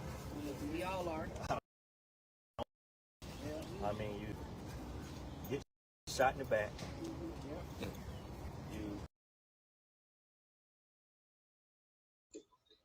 Tammy said, shut up, you defending the murder. Freedom of speech, baby. I can say what I... Bitch, get the fuck out of here, bitch. You can say whatever you want to say, but not in here, bitch. Okay. Take that shit somewhere else, bitch. Somebody block her. Do I got mods in here? How do I block this bitch? Don't come in here with that shit. You talking about speech.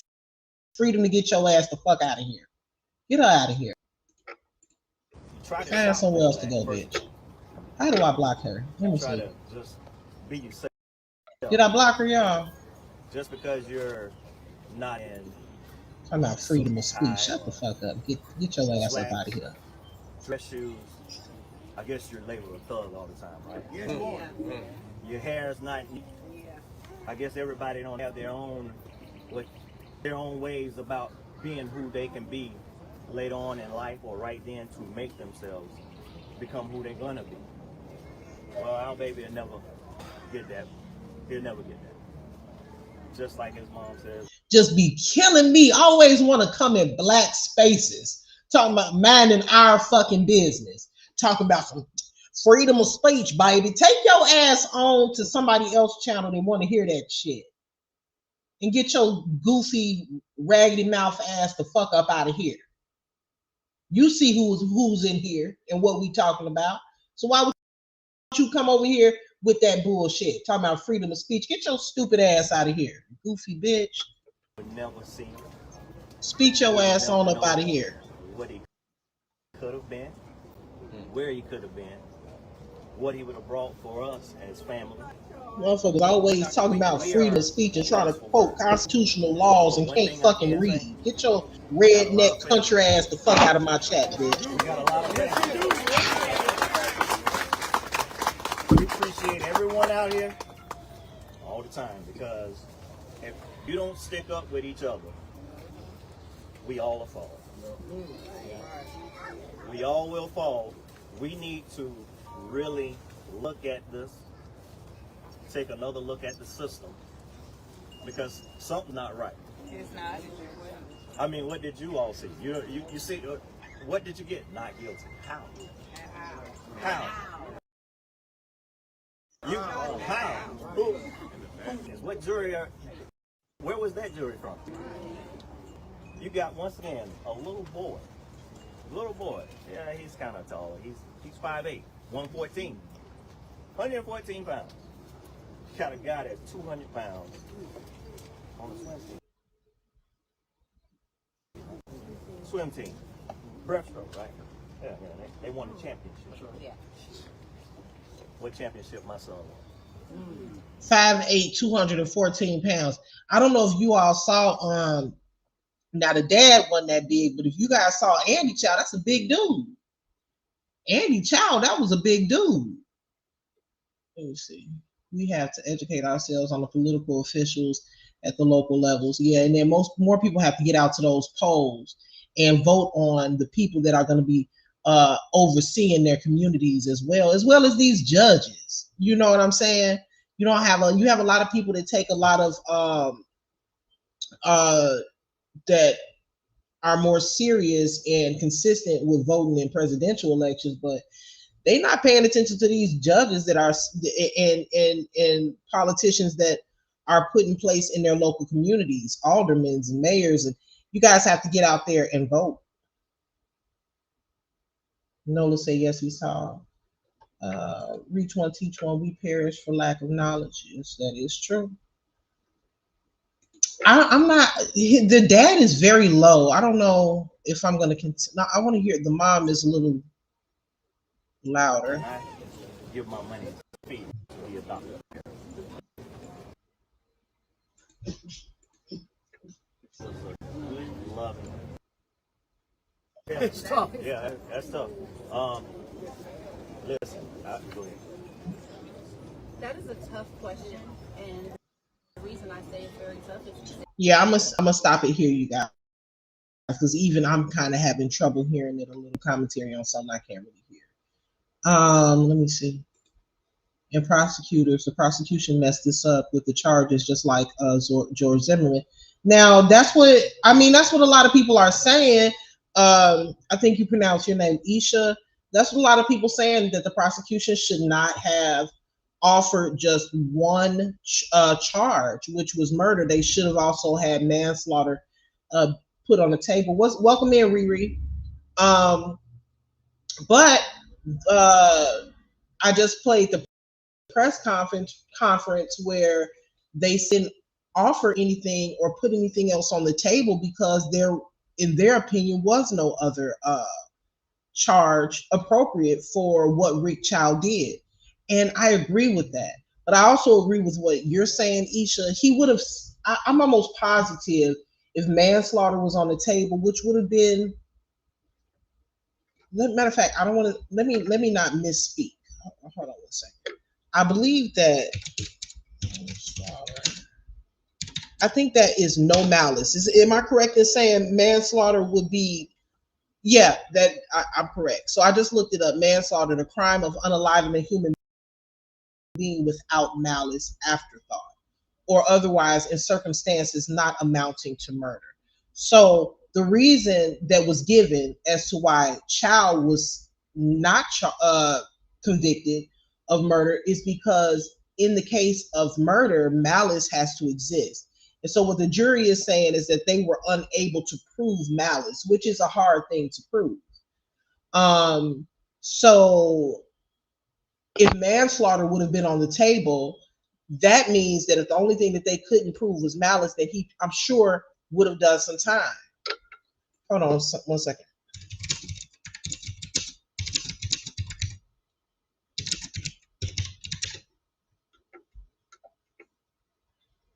I just want to read something to you guys really quick. Let me pull this video down.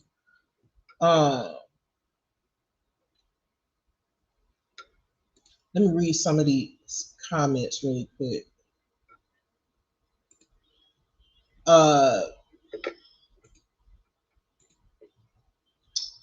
P. Wood says, I watched the trial and 4 witnesses up close saw him running and them chasing him, and said he tripped on the curb and stumbled, got back up and continued to run until he was shot and fell. And it's crazy that this is what the witnesses are saying. Andy Chow, he's a liar. The son is a liar. He's saying that the weapon was pointed at them. He's a liar. How? That's not even physically possible to point a weapon at somebody and still get shot in the back at the same time. That's not possible. Isha says yes, because the law is clear. That's why the jurors asked about the definition of malice.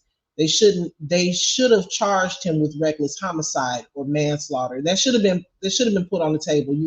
I have to agree to that.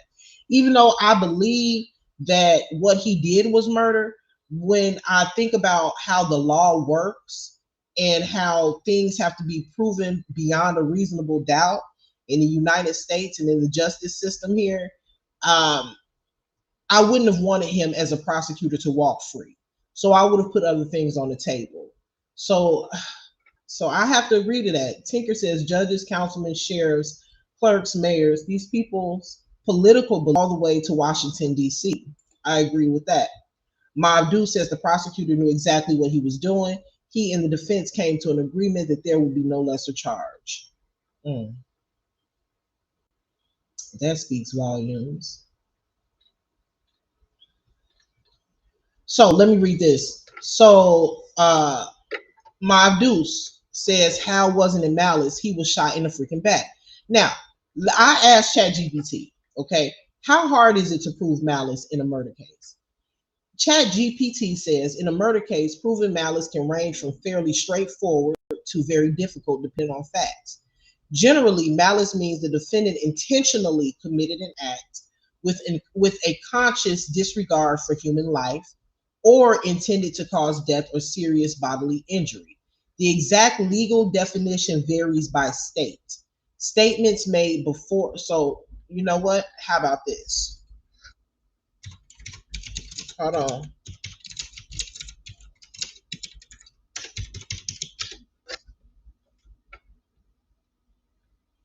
So I specifically put in South Carolina because that is true. These laws do vary state to state.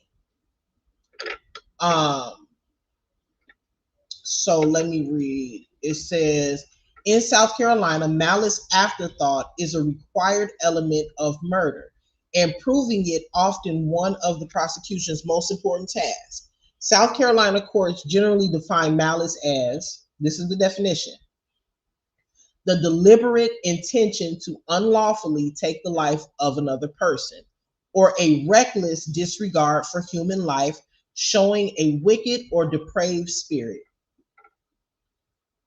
The prosecution can prove malice in 2 ways. Express malice. This is a direct evidence of intent, such as threats to unalive the victim, statements showing an intent to harm the victim, or planning or preparation before the act. For example, I'm going to unalive him, followed out by carrying out the threat. That is express malice. Now, implied malice. This is much more common. The jury infers malice from the defendant's actions and the circumstances. Some examples of implied malice would be using a deadly weapon in a manner likely to cause death, repeatedly striking or attacking someone, 3, acting with extreme disregard for human life. So the jury is saying that malice could not be proven. How could malice not be proven when one of the definitions for malice in the state of South Carolina, one form of malice is called implied malice, meaning that using a deadly weapon in a manner to likely cause death. We know that they pew-pewed him in the back. That is a weapon that would likely cause death. The second example of implied malice is repeatedly striking or attacking someone. Now, they chased him 130 feet and pew-pewed him in the back. Was he repeatedly pew-pewed? No. However, he was chased for 130 yards. How long does it take to run 130 yards? You intentionally chased him and pew-pewed him in the back. So why is malice difficult to prove? The prosecution must convince the jury beyond a reasonable doubt that the defendant acted with this required mental state, which, y'all, it is difficult to prove how someone feels in the moment. You can take their actions and say this must have been what they were thinking and what they felt. However, we have to remember it's a court of law. So it's not what they must have thought or what they had to be thinking. It has to be proof beyond a reasonable doubt, which means malice is very difficult to prove. In most cases, you guys, malice would be proven very easily in a case where somebody writes out like a manifesto, or they plan it, or they're on social media talking about doing something to somebody, or there's evidence of threats in the past. Maybe then you could prove malice. But it was difficult in this case, I guess, to prove malice because Cyrus and the store owners didn't know each other. There was no prior history between those three people. However, I still disagree that no malice existed because they chased him down using a deadly weapon. What did they think was going to happen? And not only that, but the location of the bullet, of the wound was on his back, meaning he was not in a position to where he was approaching them. He was pew-pewed in a way where he was running away. It's consistent with him, what we actually saw on video, that he was running. So I just don't understand.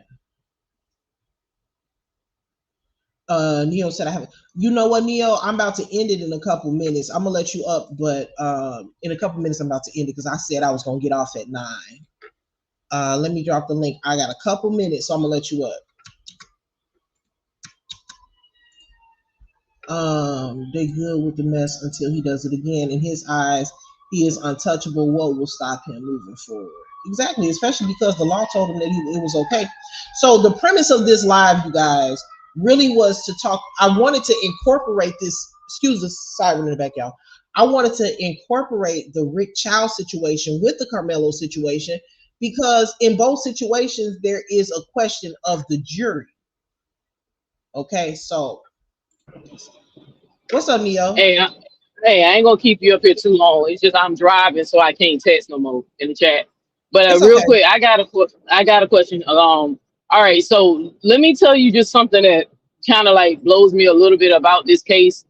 I really feel like the judge, a lot of people will keep side-eyeing this prosecutor, but I'm still side-eyeing this judge, right? Because the judge know, because it's his job to understand the law. He's been studying it for years, right? He's supposed to be the expert on it. Right. Dang, did I drop off? So okay. It looked like you did for a second, but you back. Okay, that judge knows that if they were allowed to prove a pattern with Chow of him constantly using his weapon against black people, particularly every time they accused of stealing something. He knows that some of the people would have made a connection with Malice, that he's reckless with his weapon, right? He just happened to haven't unalived anyone. That judge knew what he was doing when he did not allow that testimony, right? Because how could that not be something used towards if someone has malice, if they always been reckless in the past? They just never got caught up for whatever reason, right? Oh yeah, so the judge was definitely setting it up to get Rick Chow off. Definitely. He knew what he Right. was doing. I seen the play, and then this is my last statement. I'm gonna drop off. Just real quick, just want to know if you agree with this or not. One thing that I know about America, like everything is intentional. It's no mistakes or trial and error or anything like that. When these people set up these rules and regulations, they be knowing exactly what they doing. That's why it takes years for them to pass certain laws in each state. That's why states have different rules, right, depending on the region. I never understood this about jury selection and jury duty. If the lawyer has to go to law school for about 8 to 10 years, the judge got to have 15 years or more experience of how to govern the law. And if it takes years for people to write these laws, how come people get judged by people who only have a couple of days to interpret the law, right? I never understood. I feel like juries should be experts of people who comprehend the law. You I get what I'm agree. saying? I feel like they should be. That's a good point. That's a good point. I never understood that, Upper. I never understood that. Why people like, because these people could have the highest education. They don't even have to go to school. Their highest education could be 8th grade for all we know, right? And then South Carolina, we know their school system is garbage, right? Right. They want workers. They don't want educated people there, right? So I never understood that, and I said that these people always set that up so the rich can always be able to manipulate people who they think are dumber than them, or educated than them. Because based off that definition of malice you just read, how the hell is chasing someone is not malice with a weapon? I don't know. You absolutely right, because basically, I can hear you.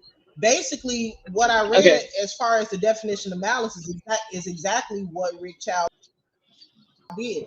Now, in speaking of what you just mentioned about the justice system and practice of bringing in essentially unqualified people to judge or to learn what legal process is within a few days or weeks to make a decision on somebody's freedom is kind of ridiculous. I mean, I never really thought about it like that, but I think they try to offset that by saying that experts are allowed to choose these people. Now, they do want to know a lot about the juror. They want to know how old they are, what their background is, what their family life is like, where they work, what their education level is. And they do base who they select off of that. So 9 times out of 10, they're not going to choose just some fool. You know what I'm saying? They're very, especially in these high profile cases, they're very selective and strategic with who they pick. However, I do agree with you that it is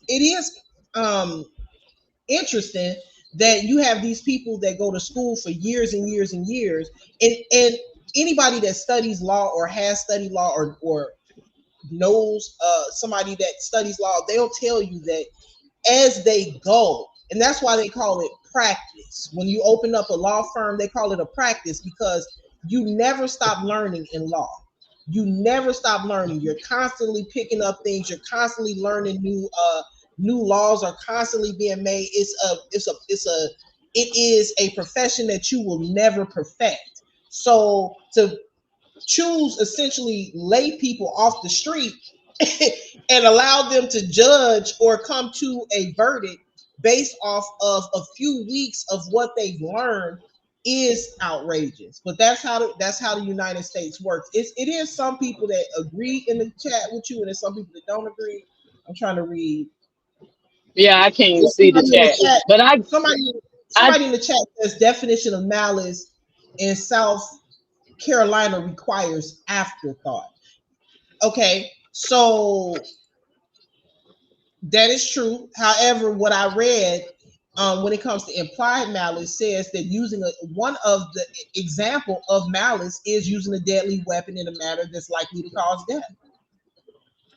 So I mean, how I'm with Neo. I'm trying to understand how they got to that conclusion that malice didn't exist. Because like I said, I'm trying to give them grace that they didn't know about the prior shooting. It was fucked up, but they didn't know. But they still can't get over that this man, he was not in danger. He did not think that boy was a danger because he chased him, right? Like you wasn't. This didn't happen on your property. You chased that young man.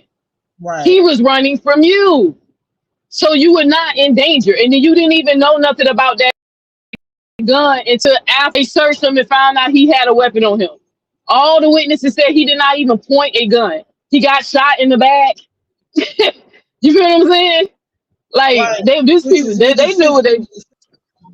Which is physically Yeah, they knew what impossible. they was doing. If he was They during, right. My bad. Up, it might be during a the time delay, of the sis. My shooting, bad. if he was, oh, okay, there's no way that he would have been physically able to be shot in the back if he was pointing a weapon. So I agree with that 100%.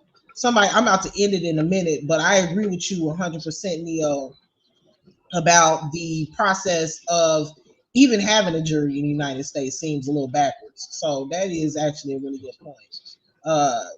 So thank you for coming up. 30 more seconds, and I'm. Oh, hold on, 30 more seconds, and I'm Okay, dropping down. Right, I promise. So let me go tell you ahead, go what ahead. made me finally. Let me tell you what made me finally start like thinking that way, like curious about the justice system and stuff. When the Trayvon Martin thing happened, and I'm from Florida, that happened from 30 minutes from where I live, right? Where I used to live, where I'm from. I began to question why did they did that, because when they started interviewing jurors who were on the Trayvon Martin case, and I noticed that all the white folks were was the ones that was like more professional, or had some type of professional career or something in their in their career. And I noticed that the black people that they chose were either college students or whatever. And one girl, I think she was just a laborer. She was one of the main people that the news outlet just kept putting the camera on and interviewing her, because it was obvious that that black girl was on the spectrum, right? I don't know who chose her as a juror, who picked her, because they get to each defense and the prosecutors get to choose. I'm pretty sure it was the prosecutors that chose her. But you can tell by the conversation when they was interviewing that young lady that she was influenced by the people on the jury to vote, because she kept saying that I don't think George Zimmerman is a bad guy. He doesn't seem like a bad guy. How you don't know? You don't know him. Of course, you don't think or know. You were supposed to judge off of what he did, not how you personally feel. But you could just tell by the way that girl was speaking.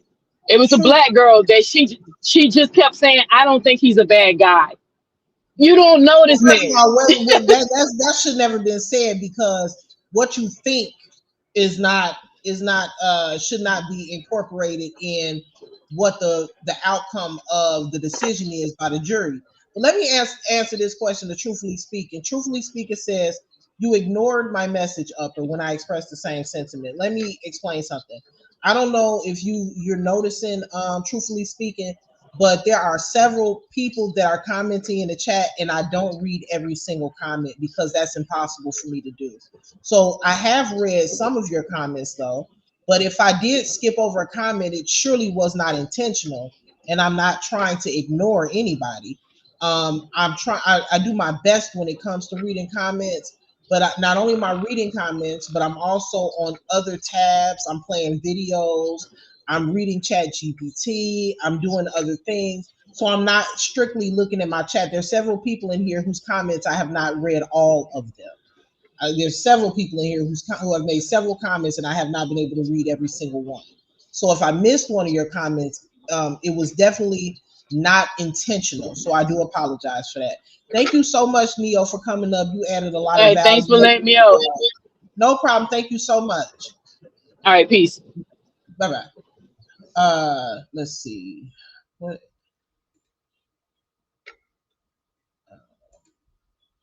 Riri says, I should hope that after this, Chow will no longer be in business by way of boycotting. I mean, oh, let me see. Let me see if I can pull up what they did to the store. I think it might have been Common Collective that sent it to me. I don't remember. It might have. I feel like somebody sent me.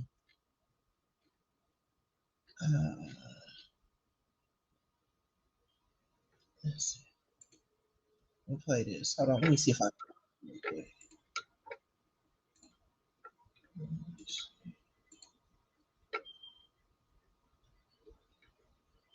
Alan here at the Shell gas station on Park Lane Road, where protesters have gathered shouting justice for Cyrus after a verdict came down last night with the jury finding Rick.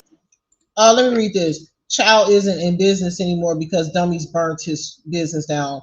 No, Chow isn't in business anymore because he actually sold the Shell gas station. So that's why he's not in business anymore. I don't know if you've done your research or if you're just coming in here just talking out of your ass, but the reason, that's the reason that he's not in business anymore. I just wanted to clear that up. And he shouldn't be in business anymore, actually, because according to his past history and previous documentation, he shoots people when they shoplift. I don't think that that's proper customer service. I don't think that's the way that you run a business, by killing people when they steal water from your store. He has a history of this. He shot 2 previous people before he killed Cyrus. This is what he does. If you shoplift from Chow, he'll murder you. And so that's why he's not in business anymore.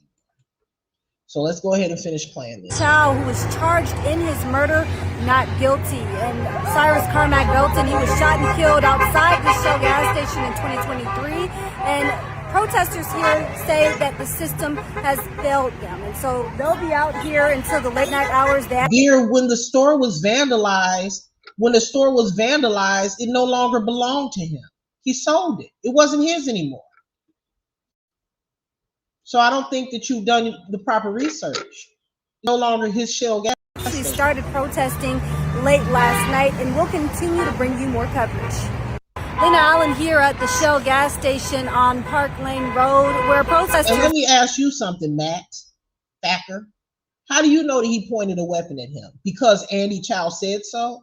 So because Andy Chow said so, who is the son of the only thug in this picture is Rick Chow. Rick Chow was the only thug, weapon brandishing thug in this situation, because Cyrus doesn't have a history of shooting people, but Rick Chow does though.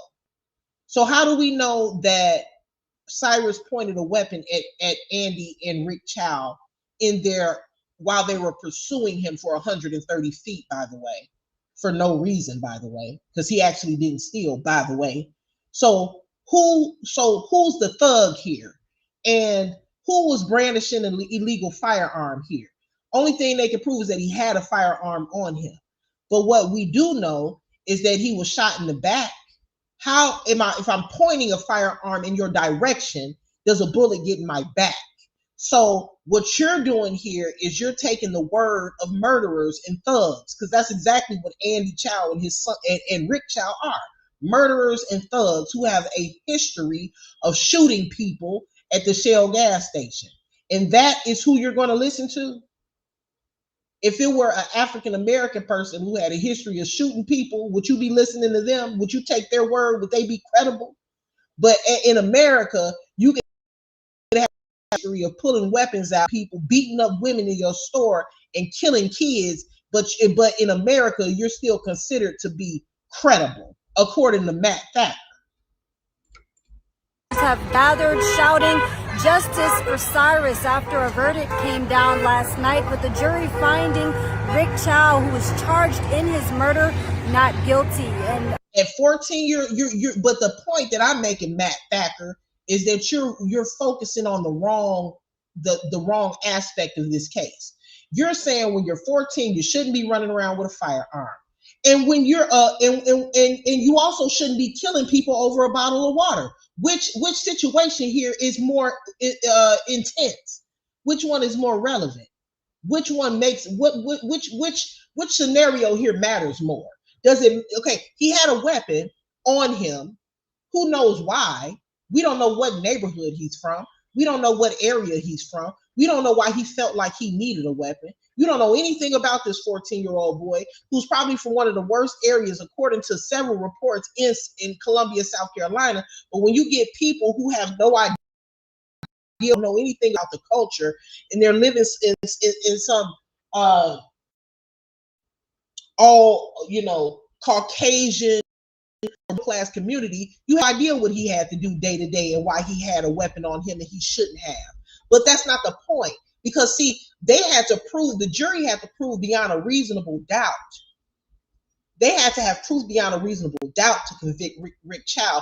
But the public is already convicting a 14-year-old boy when you all don't have proof beyond a reasonable doubt. You don't know why he had that weapon, and you don't know that he pointed it. But what you should know is that nobody would even know that he had a weapon, nor would there be a debate on whether he pointed it, had those two bumbling fucking thugs, idiots, would have stayed in their fucking store and not chased him down 130 yards over a 98-cent bottle of water. There would be no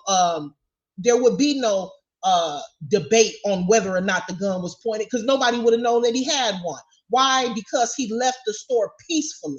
He came in peacefully and he left peacefully. He came in and he was immediately met with aggression. They told him to put his book bag down, didn't say hello, didn't greet him properly when he walked in the store, then stalked him throughout the store. Then when he tried to leave the store, they stopped him and accused him of stealing. He left peacefully and chose not to engage in an argument, and that still didn't work. And he ran away from them over the span of a football field to get away from these murderers, and they chased him and killed him.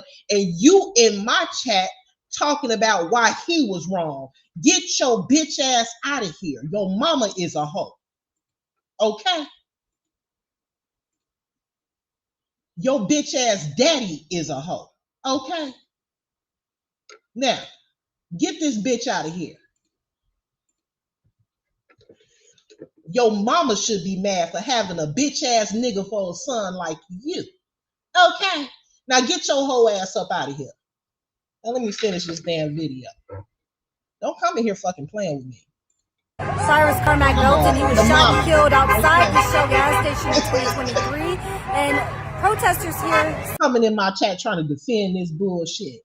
Now I said that you could speak your mind in my chat, but what you will not do, what you will not do is come in here trying to demonize a 14-year-old kid that tried to run away from two thugs that chased him down. That's what you're not gonna do. Because if we're gonna talk about it, we're gonna talk about it all. You want to sit here and demonize him for having a weapon, but you don't want to demonize these two gang members. Okay? These two gang members that ran up out of the Shell gas station and chased him while he was running for his life. You're not gonna come in my chat and do that, bitch. Get out. Fuck is wrong with you? Say that the system has failed them, and so they'll be out here until the late night hours. They actually started protesting late last night, and we'll continue to bring you more coverage. Lena Allen here at the Shell gas station on Park Lane Road, where protesters have gathered shouting justice for Cyrus after a verdict came down last night with the jury finding Rick Chow, who was charged in his murder, not guilty. And Cyrus Carmack Belton, he was shot and killed outside the Shell gas station in 2023. And protesters here say that the system has failed them, and so they'll be out here until the late night hours. They actually started protesting late last night, and we'll continue to bring you more coverage. Lena Allen here at the Shell gas station on Park Lane Road. I think it was getting ready to replay over again. So yeah, that's what they did to the Shell gas station.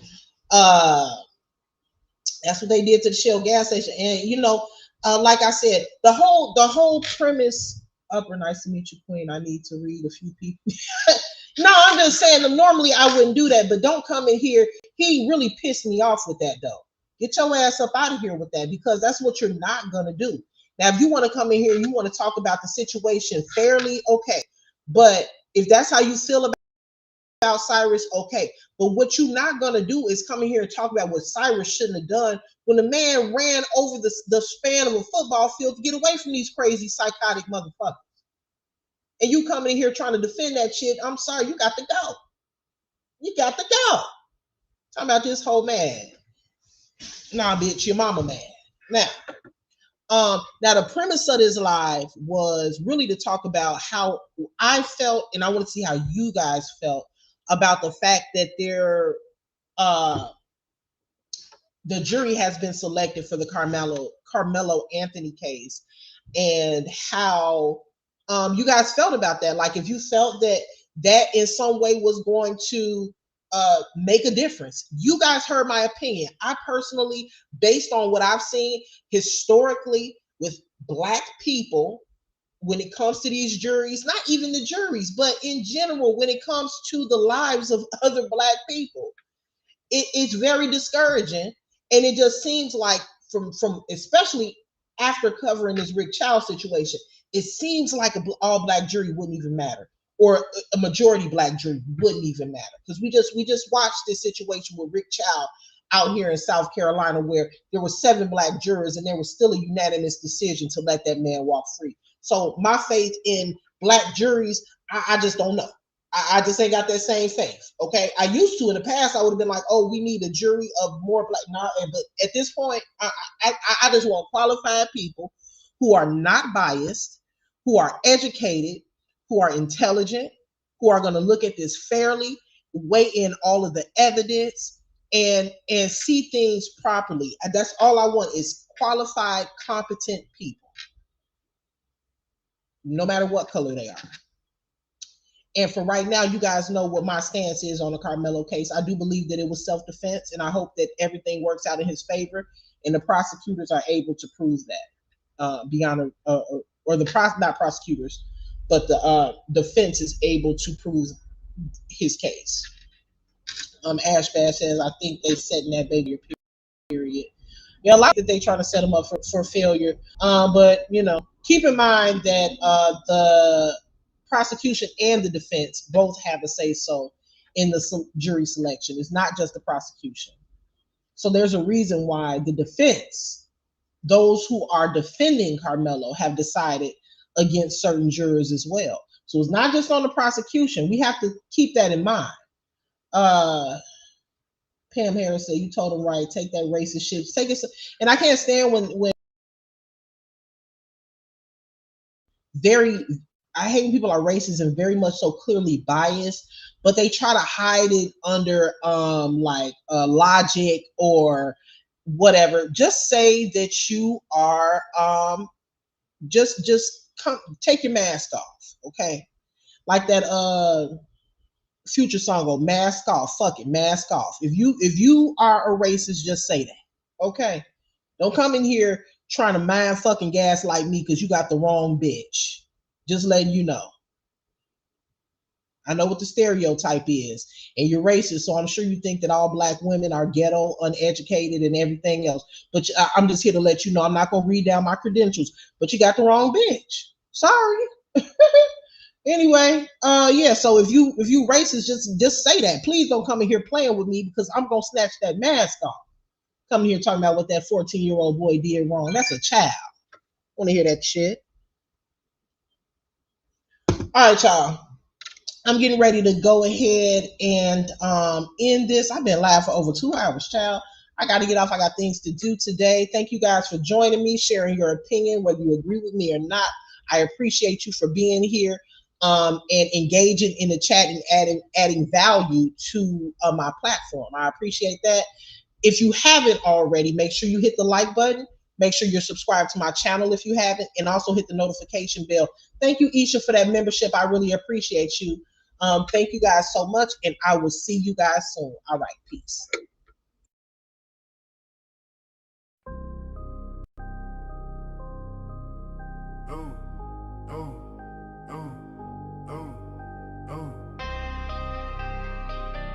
Hey, I got a lady.